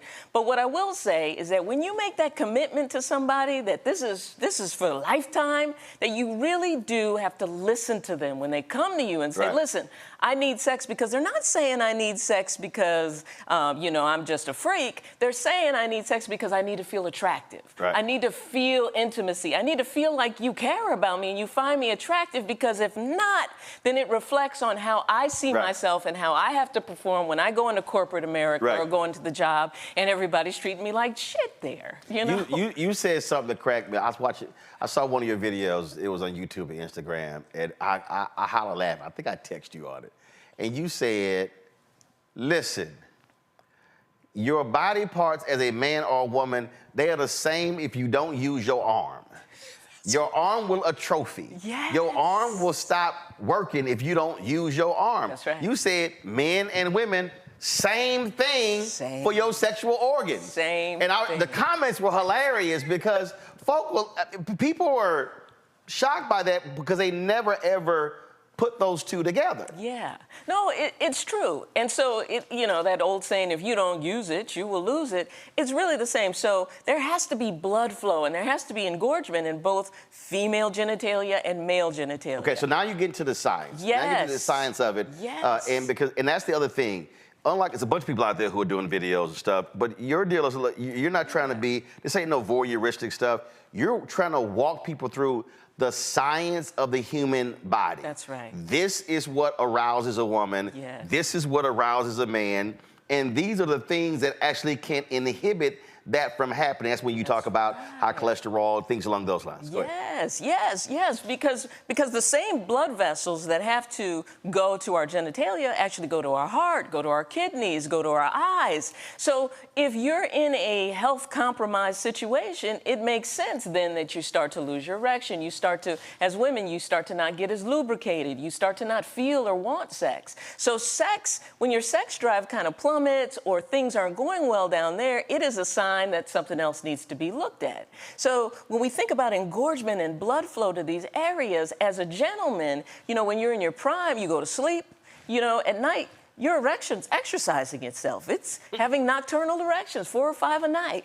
right? And then as you start to age, what happens to those blood vessels is the blood vessels start to get diseased, and that's basic. Every 10 years, our blood vessels start to work a little less like they should, create less nitric oxide, and so at night, what happens is you start to get less of those nighttime erections. And so what happens is, because the penile tissue isn't getting all that blood flow, it actually starts to get what we call fibrosis. It actually starts to stiffen up. So the key in exercising your genitalia is that if you exercise, even through self-play with women or self-play with gentlemen, what you're actually doing is you're encouraging blood flow to some area that you're just sitting on all damn day. So right? if it's not being used, it's not getting blood flow. And so your deal is, no, it actually needs to get blood flow. I mean, the reason I understand, look, I play golf. Yes. And when I warm up playing golf, I have one of the high-priced massagers, and I also have stretch bands. Yes. And so I was warming up, and the guy was like, "Man, what are you doing?" I said, "One, I'm getting blood flow to my shoulders." So I said, I can't, in order for me to have proper rotation playing golf, I said, I need to get blood flow to my shoulders when I'm stretching my hip flexors. I'm trying to get blood flow there, and I'm actually warming the areas up. So then when that happens is now I'm loose, and so now I'm not it's not stiff when I'm playing. And they were like, okay. And I said, that's what you do when you warm up. So that's literally what you're saying is, look, if the absence of blood flow, it ain't you're gonna have trouble playing golf, you're gonna have trouble in the bedroom. That's right, that's right. And then what happens too is we don't understand the aging process. We don't, when you're a kid, someone can just brush up against you, and as a gentleman, you get one, right? And ladies, you can be dancing with someone and just a little pressure down there, you're like, ah. But as time goes by for everybody, it just takes a little more. So oftentimes, too, guys will think they have an erection issue, and really what they have is you guys are together, and you used to be just wham, bam, good night. Now we need a little bit more foreplay, and you need both people involved. So when you go outside to start your car engine, it takes a little longer to warm your car engine up. It does. But when it's a new car, crank, all right, we can take off. That's right. And so the goal then is to prevent people from needing to get a new car every time they want to get turned on. Instead, we want to make it so that they can get turned on with their same old car, So there was something, and this is so hilarious. So after seeing your video, every time I look at mouthwash on my counter, oh yes, I think of you every time. Oh, good. And it was a trip. I had never heard somebody say, don't use mouthwash because it impacts nitric oxide. Yes. Explain that. So perfect. I'm so glad you brought this up. So we have two ways we produce nitric oxide. Now, nitric oxide is what we need to expand blood vessels. Listen, I can take someone off of mouthwash and actually lower their blood pressure. So let me talk to you about how important nitric oxide is. So nitric oxide is something that's created in our blood vessels that helps us relax the blood vessels so blood flow can flow through it, right? When blood vessels are tight like that, blood pressure is up and blood flow is down. So what happens with mouthwash wipes out one of our body's ways of producing nitric oxide. Because if you notice, as I said, as we age, our ability to produce nitric oxide in those blood vessels goes down. So we have one other way that we make nitric oxide that we can control, and that's through our diet. So that's taking nitrates in through our mouth, and then we need the bacteria in there to convert those nitrates in our diet to nitrites. Then we swallow it. So the bacteria in our mouth is a super important part of it. So if you people are thinking, I'm just swiveling mouthwash and I want fresh breath. Yes. But you're saying you're killing the bacteria. You are killing the bacteria. And that bacteria in your mouth, now you ain't saying don't brush your teeth. Right. But what you're saying is that whatever the ingredients in mouthwash, that's killing the bacteria in your mouth On the back of the tongue. Which now is impacting the nitric oxide that's in your body, which can impact your sexual health? Oh, absolutely, absolutely. So there's a few things that we as a people do that's wiping out nitric oxide, and mouthwash is one of them, because the mouthwash sits in the back of the mouth, kills off that bacteria that is 100% necessary to convert the nitrate in our diet to nitrites to then go down and create more nitric oxide. And the cool thing about that pathway of making nitric oxide is that we can control it. You can put more nitrates in your diet. You can eat more spinach. You can eat more arugula. You can eat more celery, or you can take a nitrate-rich supplement. But all of that, we do need that bacteria in order to convert the diet into nitric oxide. So you said they're nitric oxide supplements. We'll get to that in a second. Yes. But how do we increase our nitric oxide with food, with different foods, and what foods does that? Sure. So we got to be careful, because a lot of the foods that will increase nitric oxide, for those of people who have arthritis or kidney disease, they have something called oxalates in them. So that spinach is great. It's full of nitrates. It's full of magnesium, all the stuff we need to make healthy blood vessels. But the only thing about spinach is that it is high in oxalates. Mm-hmm. Something like arugula, something like celery, those are fantastic because they're nitrate rich and they don't have those oxalates in them that are going to interfere. Beets are really great for introducing nitrates into our diet. Okay. So for instance, I've written the smoothie recipe book, E-Function smoothie recipe books, and everybody's like, well, wait a minute. How are you curing hypertension? How are you helping everybody with their erections just with smoothies? Right. Well, because the smoothies are rich with nitrate-rich ingredients and magnesium. So magnesium and you have nitrate. 2 books, right? You have 2? Yeah. All right, so let me see this. All right, so first of all, so first, let's do this here. Before I talk about the smoothies. Yeah. Okay, so you watch all of these commercials. Yes. And they've got Cialis, Viagra, and you like go crazy with all of these pills. Yeah. Because you say, look, that's only gonna help you for a little bit, then it's actually gonna cause you problems. Because you got side effects, things along those lines. And in all the commercials, they talk about ED, erectile dysfunction. And when we were talking, you said you purposely don't want to use that phrase because when men hear it, it's a negative connotation. So you say you use E-function. Exactly. Erectile function, not erectile dysfunction. I don't talk about ED because it's not a dysfunction. This is a natural process. You're going to have great days with your erections. Some days you're not going to have really great days. But what we want to do is increase blood flow, heal blood vessels, support your prostate so that you can do what your body naturally does. And so those commercials drive me bananas because I'll tell you, the main reason I got into this natural space with erectile health is because in our clinic in Gary, Indiana, my mom and I, we used to hand out Viagra and Cialis. We would keep drawers full of it, closets. Some people watching right now is like, I remember that. Dr. Rachael used to always give me the samples. And so I'm thinking I'm helping brothers out. You know, they don't have to pay for this stuff. But those same guys that we were, they come in every week getting the samples, they would come in. They were having strokes.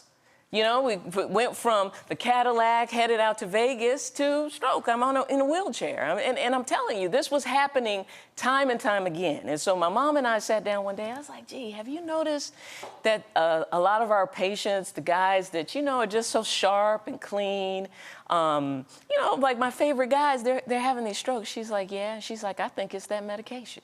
Moms are, I think it's that medication. And so behind diseased blood vessels to the erection are diseased blood vessels to the heart, to the kidneys, and to everything else. So I'm not saying that the medication is causing that, because that could get me arrested and targeted and all other things. But I am saying that we do not need to rely on those medications. What you have to do is fix the root cause. Right. They have you log in, you see a doctor, and 15 minutes later, they're shipping you some of that stuff. It's chewable, it's in honey, it's this, it's that, it's killing us, and we need to get off of it. And so my thing is, I want to teach guys how to fix the problem, support the prostate, fix the problem, so that you don't have to rely on those things. All right, y'all. So I'm about to. Again, I'm just letting y'all know right now. So if y'all got some kids in the room, y'all don't want the kids to hear some of this stuff.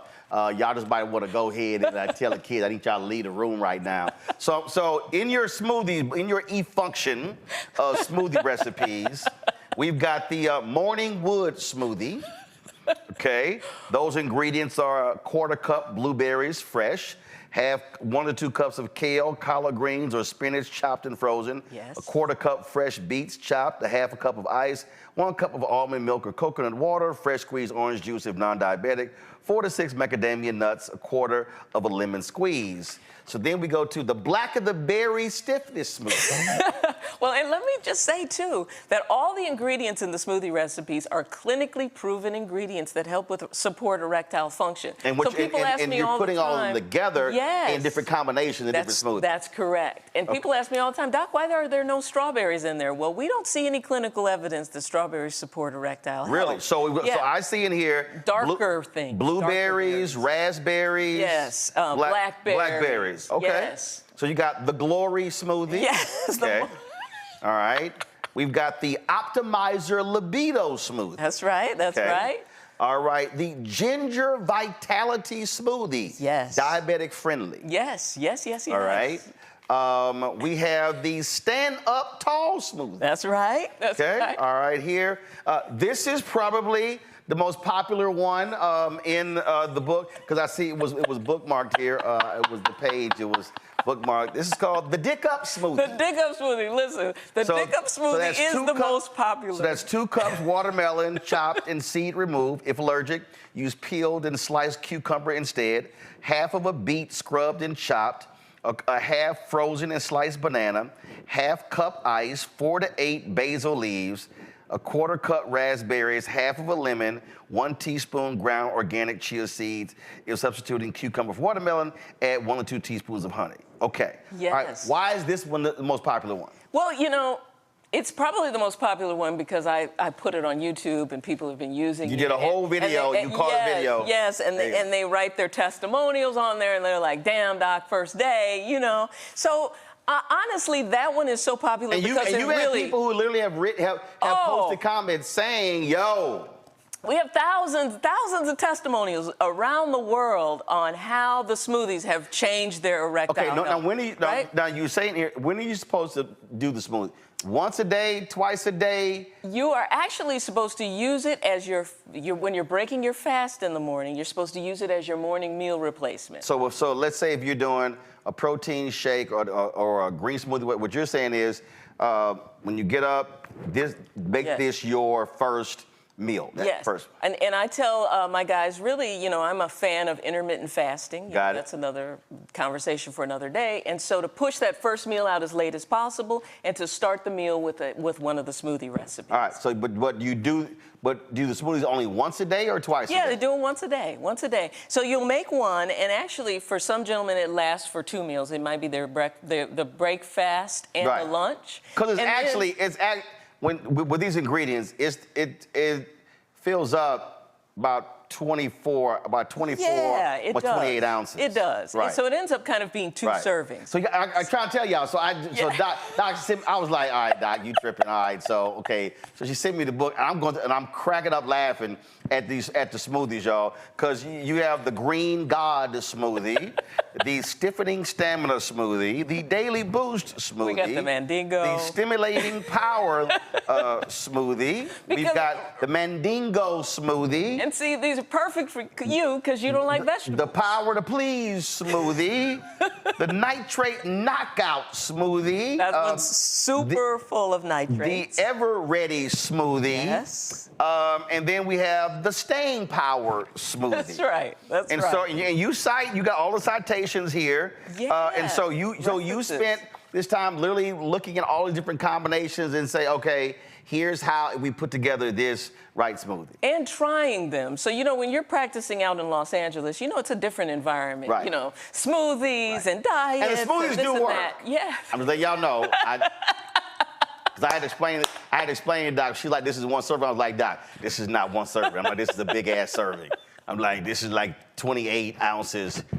I said, Doc, that's about 3 damn servings. But go ahead. Well, you're a small eater, you know? No, but I was like, big ass blended all together. I'm like, hold up, 10 inch, 12 ounce cup, 12 ounce cup. I was like, Now, this ain't one damn smoothie. The best are the guys who are sharing it with their wives, and they're like, we both feel much better. All right, so yeah. men and women can do these smoothies. For sure, for sure. Because remember, the genitalia and the science in all of our bodies is pretty much the same. Just women have more estrogen, guys have more testosterone, what we're all supposed to, and that's the main difference. But actually, embryologically, everybody starts out with the same genitalia. What happens in the womb is the mom gets more testosterone going, and the genitalia becomes a boy's genitalia. Yeah, but none of your titles are targeting women. No. You don't have. Women don't want their stuff to work the same way guys. You don't have the amazing vajayjay smoothie. You ain't got. It's coming though. It's coming. All right. So you did two books of smoothies. Yes. No. That's the original one. That's the original. That's volume 2 actually, because what I did in volume 2 is I talk about the science behind why it works and why the ingredients are special, because honestly, you get to the point where you're like, okay, I'm smoothied out, doc. I just want to know what I'm supposed to eat when I go out, or what should I buy at the grocery store. So it's really kind of designed to train you into what you should be eating to keep your erections healthy. And the best part about it is you keep your erection healthy, the rest of you's healthy too. And again, for the people like I said, who like me, who hate vegetables. Yes. So this is a way. I remember when J.J. Smith, when she did her green smoothie book, she came on. She was like, Roland, I said, baby, this is the only way I'm gonna eat all them vegetables. I can't stand kale, spinach, all this sort of stuff. I said, but fine, throw some pineapple and something else in that bad boy. Find the raspberries and the beet. I said, fine, we'll go ahead and mix it up. I said, but I can't eat them damn vegetables like that. That's the best way. So we were talking about nitric oxide, and then you were talking about how you do it naturally. But you also created your own line of products that's a part of your, what's your institute? What's the actual name of it? So the Dr. Rachael Institute, and really, so the Dr. Rachael Institute kind of started in the space of training sexperts and sexologists. And now we've kind of evolved into the space of, educating people on sexual health, providing sexual health programs for gentlemen particularly, so that we can look at the root cause, help you come with a program and a strategy to kind of fix the root cause to get your erectile health back. And for brothers in general, like I said, I was on the airplane yesterday coming out here, and I look and I see brothers, it's an hour and 15-minute flight, and 3 guys gets up, these are gentlemen over the age of 45. 3 of them got up rushing back to the bathroom. And it hurts because I know that's their prostate. I know it needs to be, addressed. And so, of course I can't be like, hey, I'm Dr. Rachael, and I think you have prostate issues, but I want to get the information out there, It hurts to see. So I actually wrote the Prostate Revolution, which I think that all men need to read, because it really talks about how the prostate Revolution, is the underground guide to flow strong, curb the urge to go and sleep through the night. Yeah. Okay.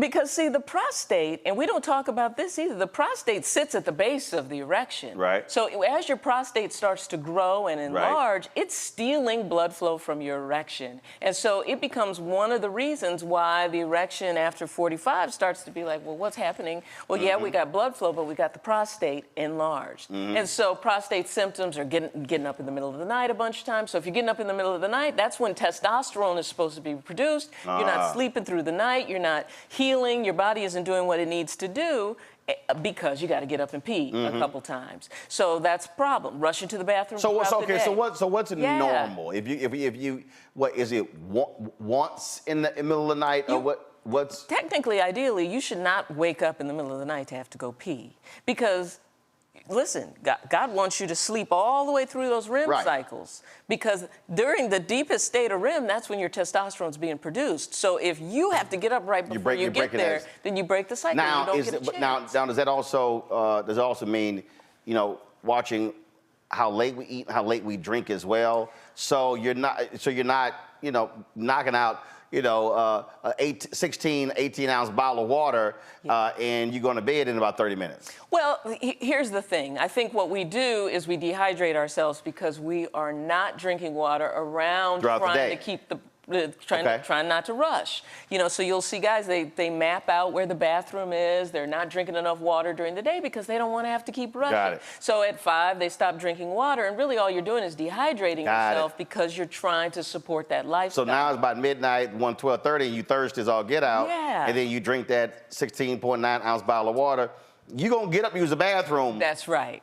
That's right. That's right. Right. And so technically, you really shouldn't have to get up until like 5 or 6 when it's time to get up. Right. So, you know, my goal is I want you to get up when it's time, when you want to go. Right. When it's time to go. Like, let's get it on instead of because you have to go. Got it. And so really, that's the impetus behind the Prostate Plus formula, which is a formula designed to support healthy prostate flow. And it's different from a lot of supplements designed for prostate health because it also focuses on bladder health. It has a component called Urox in it, which is a botanical blend that's designed to kind of help take the inflammation and the sting out of the bladder. Because what happens is as that prostate is growing, it's pushing on the urethra and it's making pee sit in the bladder, which is why you have to keep rushing so much. And so what happens then is as that urine sits in the bladder, if you can imagine if you've ever, you know, when you're a kid, you pee on yourself and all of a sudden your leg is stinging, everything's stinging. So if pee sits too long in the bladder actually starts to get atonic or weak and inflamed. And so that is what propels you to have to keep rushing to the bathroom. I mean, guys are putting their uncles, their dads on it and writing me letters like, Doc, thank you so much for making this. And honestly, with supplements, it is against the law for me to have a supplement that works better than a medication. It's just, you're just not supposed to do it. They'll shut you down. Which is crazy. The FDA does not want you to be on vitamins, nothing like that. You have to be on a medication. So I have to be very careful about what I say. And, you know, I've got all these testimonials and they're like, let's put this out there, Dr. Rachael, let's put this on social media. I'm like, do not put that on there because I do not want a target on my head. I've been there.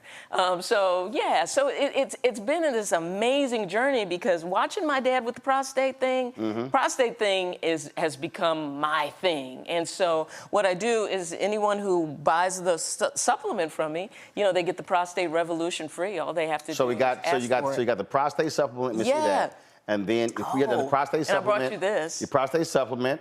Yeah. Then you have the nitric oxide. Yes, you have that. Sure. So now the nitric oxide that I recommend is not formulated by me, but we have nitric oxide test strips because the thing is you use a test strip to test your saliva to kind of see where your nitrate levels are. So on those strips there, you have light pink to almost white, which means you ain't got much nitric oxide in your body. Your reserves and then you have it's the color of your jacket. Yes, it lights up there. You got strong nitric oxide. Absolutely. And so technically, after you eat a nitrate-rich meal or you drink a smoothie recipe, you should be able to test and be like, oh, I'm depleted. And then after your meal that's nitrate-rich, you should be able to test and be like, oh, okay, my nitrate levels are up. I'm making more nitric oxide. Oh, and I think you said you typically 90 days or so in taking the nitric oxide pills. Because you're like, look, it ain't like, your point is this ain't like you're popping Viagra. Exactly. It ain't like, oh, let me pop in 2, I'm getting into bed. No, this is a regimen that you're building up. No, that's right. And then keep in mind, there's a lot of things that we're doing on a daily basis that's depleting nitric oxide. The number one over-the-counter medication that people take every day, got a little heartburn, I'm gonna take some Prilosec, right? Protonix, what have you. That depletes nitric oxide. So there's so many medications, blood pressure medications, that are actually depleting our levels of nitric oxide that once I got into the space where I started researching nitric oxide, I'm like, damn, our diuretics, you know, all of these things that traditionally are the first line things that we put our people on are depleting nitric oxide. Wow. So if you don't support your nitric oxide, then what happens is our blood vessels calcify, they become hardened, they're not delivering blood flow the way that they need to, and it's a whole thing. So even Aleve, ibuprofen, all of that actually depletes nitric oxide. Wow. So you have to be very mindful about the extra things that are happening when we take stuff that we just think is just one of them. What are the other 2 books? Yeah. Oh, the other one, From No Sex to Great Sex in 7 Days or Less. This is for my sexless couples who've just kind of gotten into the space of, we don't really have it much, and now that we haven't had it in a while, I don't even know where to start, right? So this is for them. See that? And this one's for our singles. Sexpert Secrets Playbook. Become a sex champ overnight. Become a sex champ overnight. Yes. All right. So again, so then you do a video and you're talking about prostate massaging. Yes. And so I'm seeing your video, and then you were explaining it. So then you start talking. This is where I was like, I know you probably. Then he turned off. I'm like, you know, you freak some dudes out. Yeah. They were like, what the hell? Because then you start talking about prostate massaging tools, and so I'm sure you got guys who were thinking, well, you don't come near me with that. Sure. Okay, so explain the science behind massaging the prostate and the role that it plays in sex. Sure. So I want you to think about this too. Like when your back hurts, you got a knot in your back, you're just like, damn, babe, can you come massage this for me? Can you just get this knot out? That's why I get that massage. Exactly. It stays in my backpack. I travel, so if I'm on a flight from east to west, I'm not sitting on 5 hours. I'm like, no, we're gonna massage the calves, thighs, all over. It is, yeah, so it doesn't tighten up. And in ancient Chinese cultures, prostate massage was really just part of it. As a matter of fact, physicians back in the day, that used to be what we would do. If a person came in, this was before my time, but if a guy came in and it was clear he had some prostate issues, the physician would actually go in and massage the prostate. And because the prostate is kind of a spongy material. So you've got ejaculate that goes through it, you've got toxins that go through it. And so the concept behind prostate massage is that this stuff is sitting there and it just sits there and bogs down the prostate. So one of the first times I tried prostate massage on a gentleman, so I'm reading these ancient Chinese texts and talking to some colleagues, and they're like, yeah, you know, prostate massage, you know, helps me keep people off medication. I'm like, well, wait, what? So I start experimenting with it, and so I have a patient who comes in. He had ED, he had an enlarged prostate, and so I'd gotten a prostate machine from China, right? Because it's a big thing there. They've got all types of devices. The doctors just use them. They actually have clinics. You can go in and get one. And so I get this device, and I'm like, you know, today we're going to try prostate massage. I tell him the science behind it. And was he like? He was, like, but he was open to it. Okay. Right? This was California. First of all, you already said he got ED, he got enlarged prostate. He's open. He was like, all right, let's go. Hey, doc, work your magic. Do something. All right, cool. I trust you. Definitely. You know, he had a numbness. He couldn't feel anything. I was like, oh, hell yeah. He was like, Doc, let it rip. Listen, the next day, he sends me a text message. He's like, Doc, I haven't felt like this in years. And I said, God darn it, we're on to something with this. And with the science behind prostate massages, because so most guys, the brothers, do the external massage, right? So they don't want to actually go in and massage the prostate from inside. But where the prostate sits, posterior to it is the anus, the rectum, right? And so there's such a thin membrane between the prostate and where stool is stored. And we actually kind of think that because stool sits right behind the prostate, some of that is going through that thin membrane and actually getting to the prostate. That might be why we have so much prostate cancer, prostate inflammation. So that becomes the number one way for you to get behind the prostate. But keep this in mind. The prostate, lateral on both sides of the prostate, we got the nerves that are going directly to the erection. So we've got blood flow that has to go through and past the prostate. So if the prostate is enlarged and boggy, it is pressing on the nerves and the blood vessels that are actually supposed to be delivering nutrients and supply to our erection. So it makes sense that when your prostate starts to get enlarged like that, it's an issue. So when you're doing a prostate massage, whether it's a perineal massage, you can actually take a tennis ball, sit on a tennis ball while you're at your desk on a hard chair, not a soft chair like this, and just really kind of rotate back and forth on it. You're actually massaging the perineum, and in essence, you're actually massaging the prostate too. Okay. So there's ways to do the prostate externally. You can do the prostate massage, through your abdomen. You're just massaging the bladder, and the prostate sits beneath the bladder, so you're getting it that way. You can do it internally. But my thing is this. Your prostate is the air traffic control for erectile health.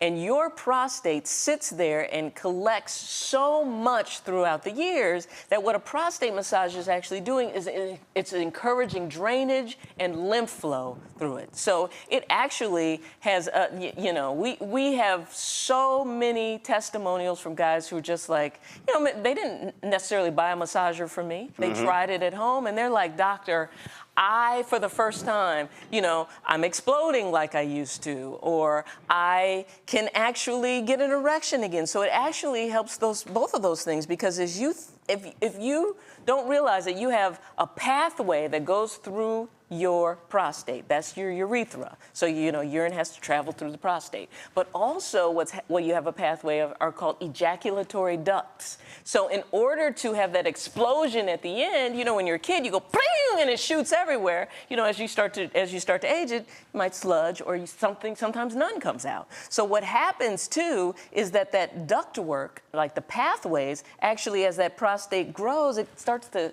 collapse on them. So what you're actually doing when you're doing a prostate massage, or you're supporting your prostate in a variety of ways, is you're actually kind of massaging it, almost like getting the gunk through the years that's been caught there. Wow. You've seen it, it's on the sheets, you can't get it off, you know, so that same stuff is gunking up the prostate ducts. So yeah, so it's a whole thing. So this is a prostate massage. Yeah, so this was one of our external ones, and so what you're actually doing is you're actually putting it on that area halfway between where your butthole is and where the testicles end. That's typically where your prostate lies. So you're basically kind of turning it on and you're sitting on it that way. And that vibrates. This one vibrates. Gotcha. Yes. And the cool thing about this, you know, and so this, I call the external prostate. So this is not a spoon. Yeah, this is not a spoon.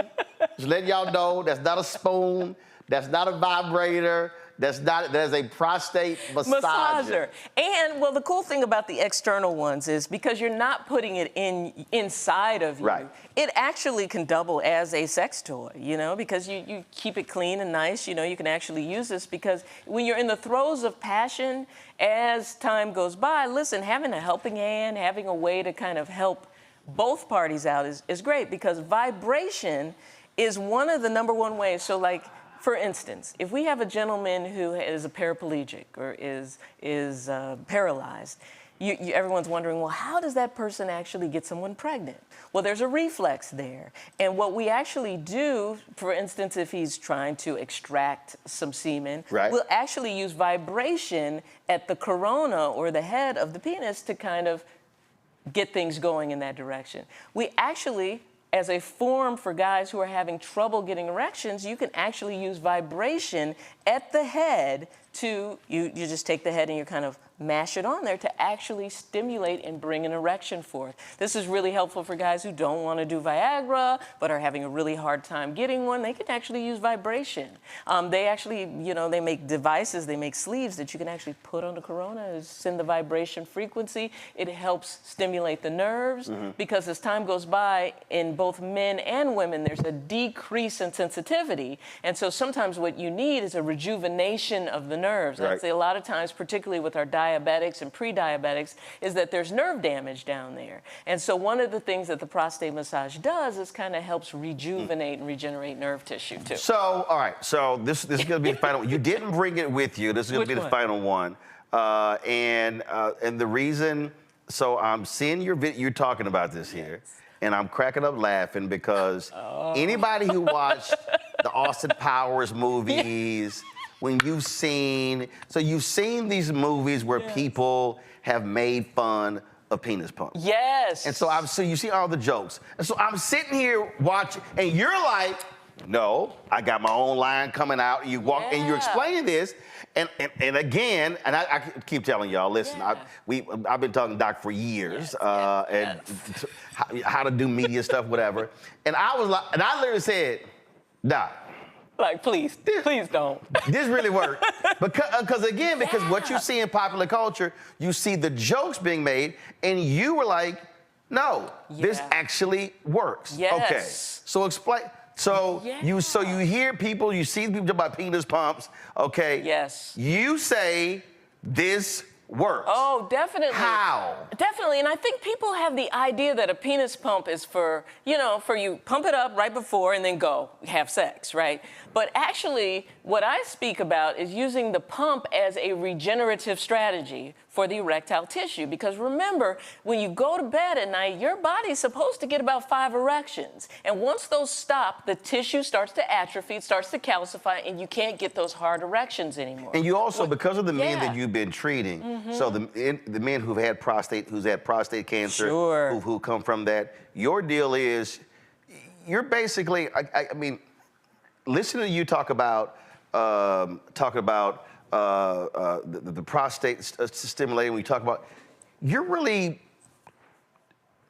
for lack of a better phrase, this is sex training. Yeah. This is like if you're working out. Sure. So when you're dealing with these guys, you're basically trying to get them back to where they were, and so all of these tools are frankly tools to help them rebuild. Yes. Rebuild their sexual body, rebuild their organs to be able to go back to life they sort of used to have. Sure, and a lot of guys end up better than they were before. And even young guys are having trouble with ED right now. And then the problem happens is that if you're not getting those erections, if your erections don't get the exercise, now it's weak, and now you have to rebuild it. So if you're starting out in your 30s. You call it shrinkage. Oh, yes. You said those things happen. Yes. Because again, if you don't use it. Yes. So when you with your clients, how are you coaching them when it comes to the pump? Because and then also even that. What are you talking about here? Sure. 2-3 times a day, once a day, how many times a week? Yeah. Because what you're laying out between this and supplements, you're laying out a regimen. Yes. I'm laying out a regimen. It's for people who really are invested in the process, who really want to get better, who really want to look up a year from now and be like, damn, I mean, I'm in better shape now than I was before. And really, honestly, if the guys at home, if you go out and get a pump, and really start pumping, and for me, we have different protocols depending on what's happening. Particularly guys who have sickle cell shouldn't pump, gentlemen who have any bleeding disorders shouldn't pump, and really if you have a question, ask your doctor. Doctors usually don't care if you pump, they just want to give you some Viagra, right? Right. And your deal is, I'm trying for you not to be on these medications. For sure. Because they have side effects. Yeah, they do have side effects. They have, you can go permanently blind, you can have hearing issues, you can have, I get guys all the time, Doc, I have this really bad reflux every time I'm eating. Well, yeah, it's that Cialis you're taking every day. So they do carry side effects. So honestly, when it comes to the pump is about the exercise regimen that comes from it. And honestly, it can help reverse the shrinkage, and I don't care if you're buying a $30 pump off of Amazon or if you're getting a $120 pump or a $200 pump. They all really have scientific data that starts in the space of rehabilitation. They started using pumps on guys who had their prostate removed. And what they found is that if you pump immediately after the prostate is removed, of course, after about a week or two of healing, what they do is you don't lose the size and you won't lose your erectile function as often if you have a gentleman who's pumping afterwards. And my thing is, a lot of these doctors send guys home with the pump, but they don't tell them that. They don't make it easy to use. It becomes this thing, you just throw it in the back of your closet. So any guy who has any erectile issues or even really wants to just plump up, I mean, a pump is the best thing for it. You have folks who they make jokes, they make fun, oh my God. Yeah.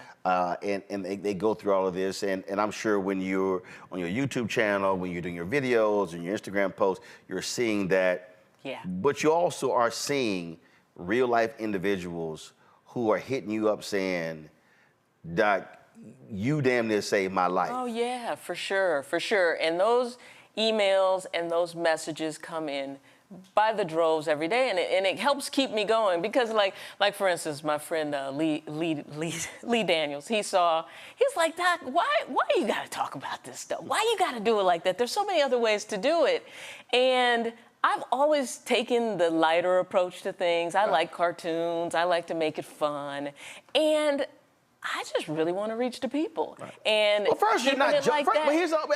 But one, you're not joking. Yeah. See, this ain't a joke. It's not a joke. Like when you're sitting there, you're like, listen, I'm walking you through. I'm giving you the information because, frankly, look, I can sit here and see comments, in the chat room and folks are making jokes, whatever. But you're actually hearing from men who are scared to death, who are freaking out, and they are screaming for help. So this is, folk can crack jokes all they want to, but this is real for a whole lot of people who have completely lost sexual drive, energy, and they don't know what to do. For sure. I tell women all the time, I was like, imagine if you look in the mirror one day and all your hair had fallen out.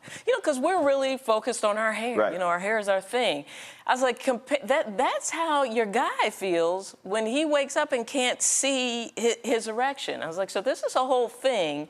And what I find, too, is in our community, there's a lot, the guys will hide the treatment that they're going through because she just doesn't want to have anything to do with them. And then meanwhile, I'll get these other guys from other communities like, oh yeah, my wife's so supportive. She went out and bought me this today. And then in our community, someone's hiding in the closet doing it. Or she told me she wants nothing to do with it. And that hurts. I just wish we would support each other more and listen to each other and not necessarily put yourself in it. It's not about you, it's about him.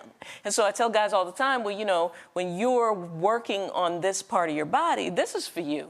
Don't worry about her. This is for you. You get this sorted out, and then you figure out what's going to happen with y'all, because the future's not looking bright there. It is interesting. I think it goes to what has always been the case, this fear in our community of not sharing information. We don't discuss those things. Sure. And folk have been walking around multi-generations having these issues.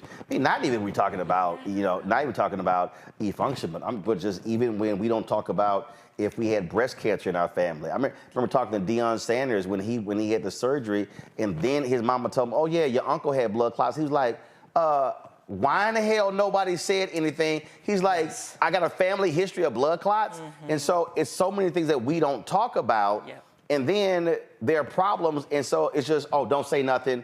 Yeah, but you got people who are 5, 10, 15, 20, 30 years living with this, dying and passing away, and they never actually experience a great sex life or just a better life. All those years they suffered silently. That's right. That's right. And it's 100% unnecessary. So if nothing else, I make videos and I make it a come one, come all type of conversation, because I want you to be able to have these conversations with your son, with your dad, with your uncle, with your wife, with your sister, so that we can kind of take an issue that is being swept under the rug and ignored and bring it out into the forefront. Because just like, women suffer from fibroids, and that's an assault on our sexuality, the prostate issue that's permeating through the male community is interfering with our sexuality too.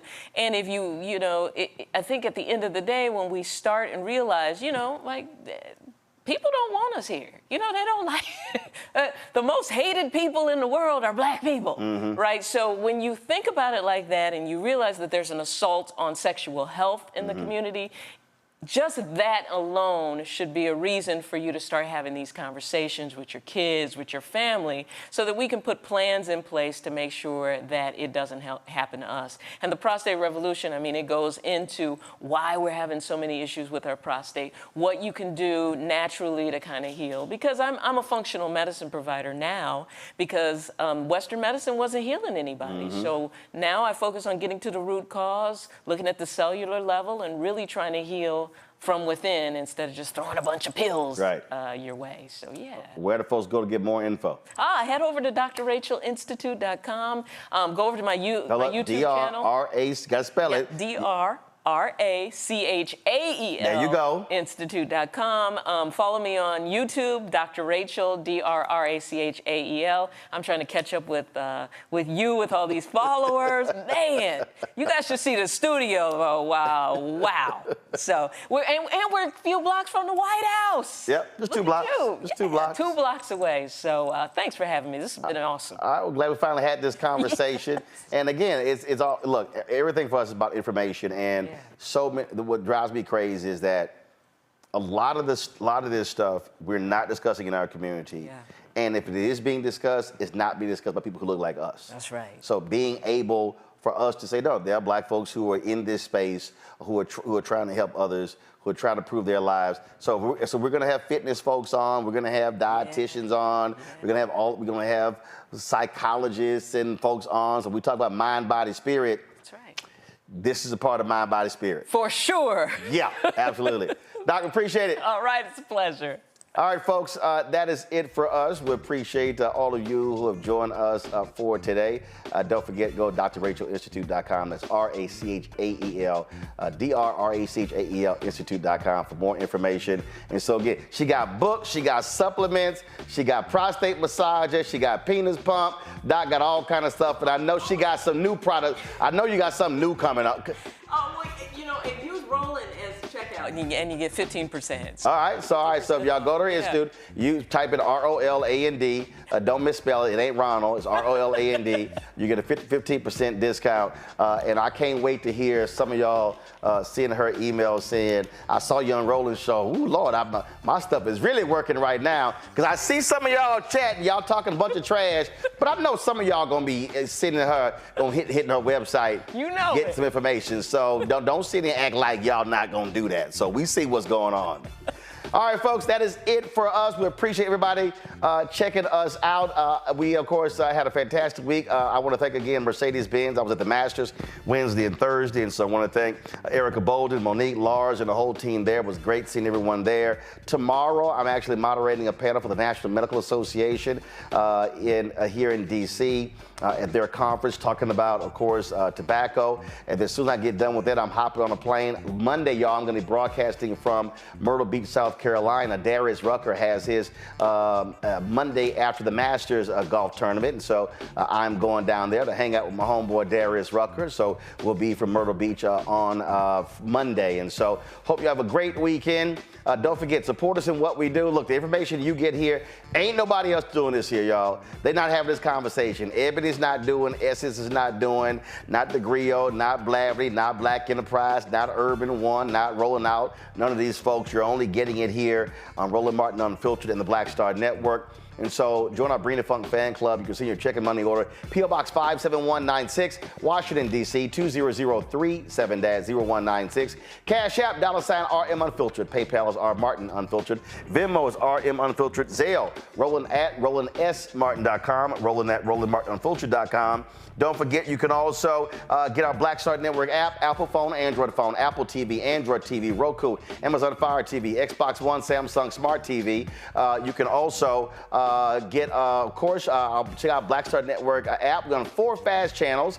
We are on, of course, Amazon News. You can go to Amazon Fire. You can check us out there. You can tell Alexa play news from the Black Star Network. You can also watch us on Plex TV, Amazon Freevee, Amazon Prime Video. And don't forget to get a copy of my book, White Fear, How the Browning of America is Making White Folks Lose Their Minds, available at bookstores nationwide. That's it. I'll see y'all on Monday.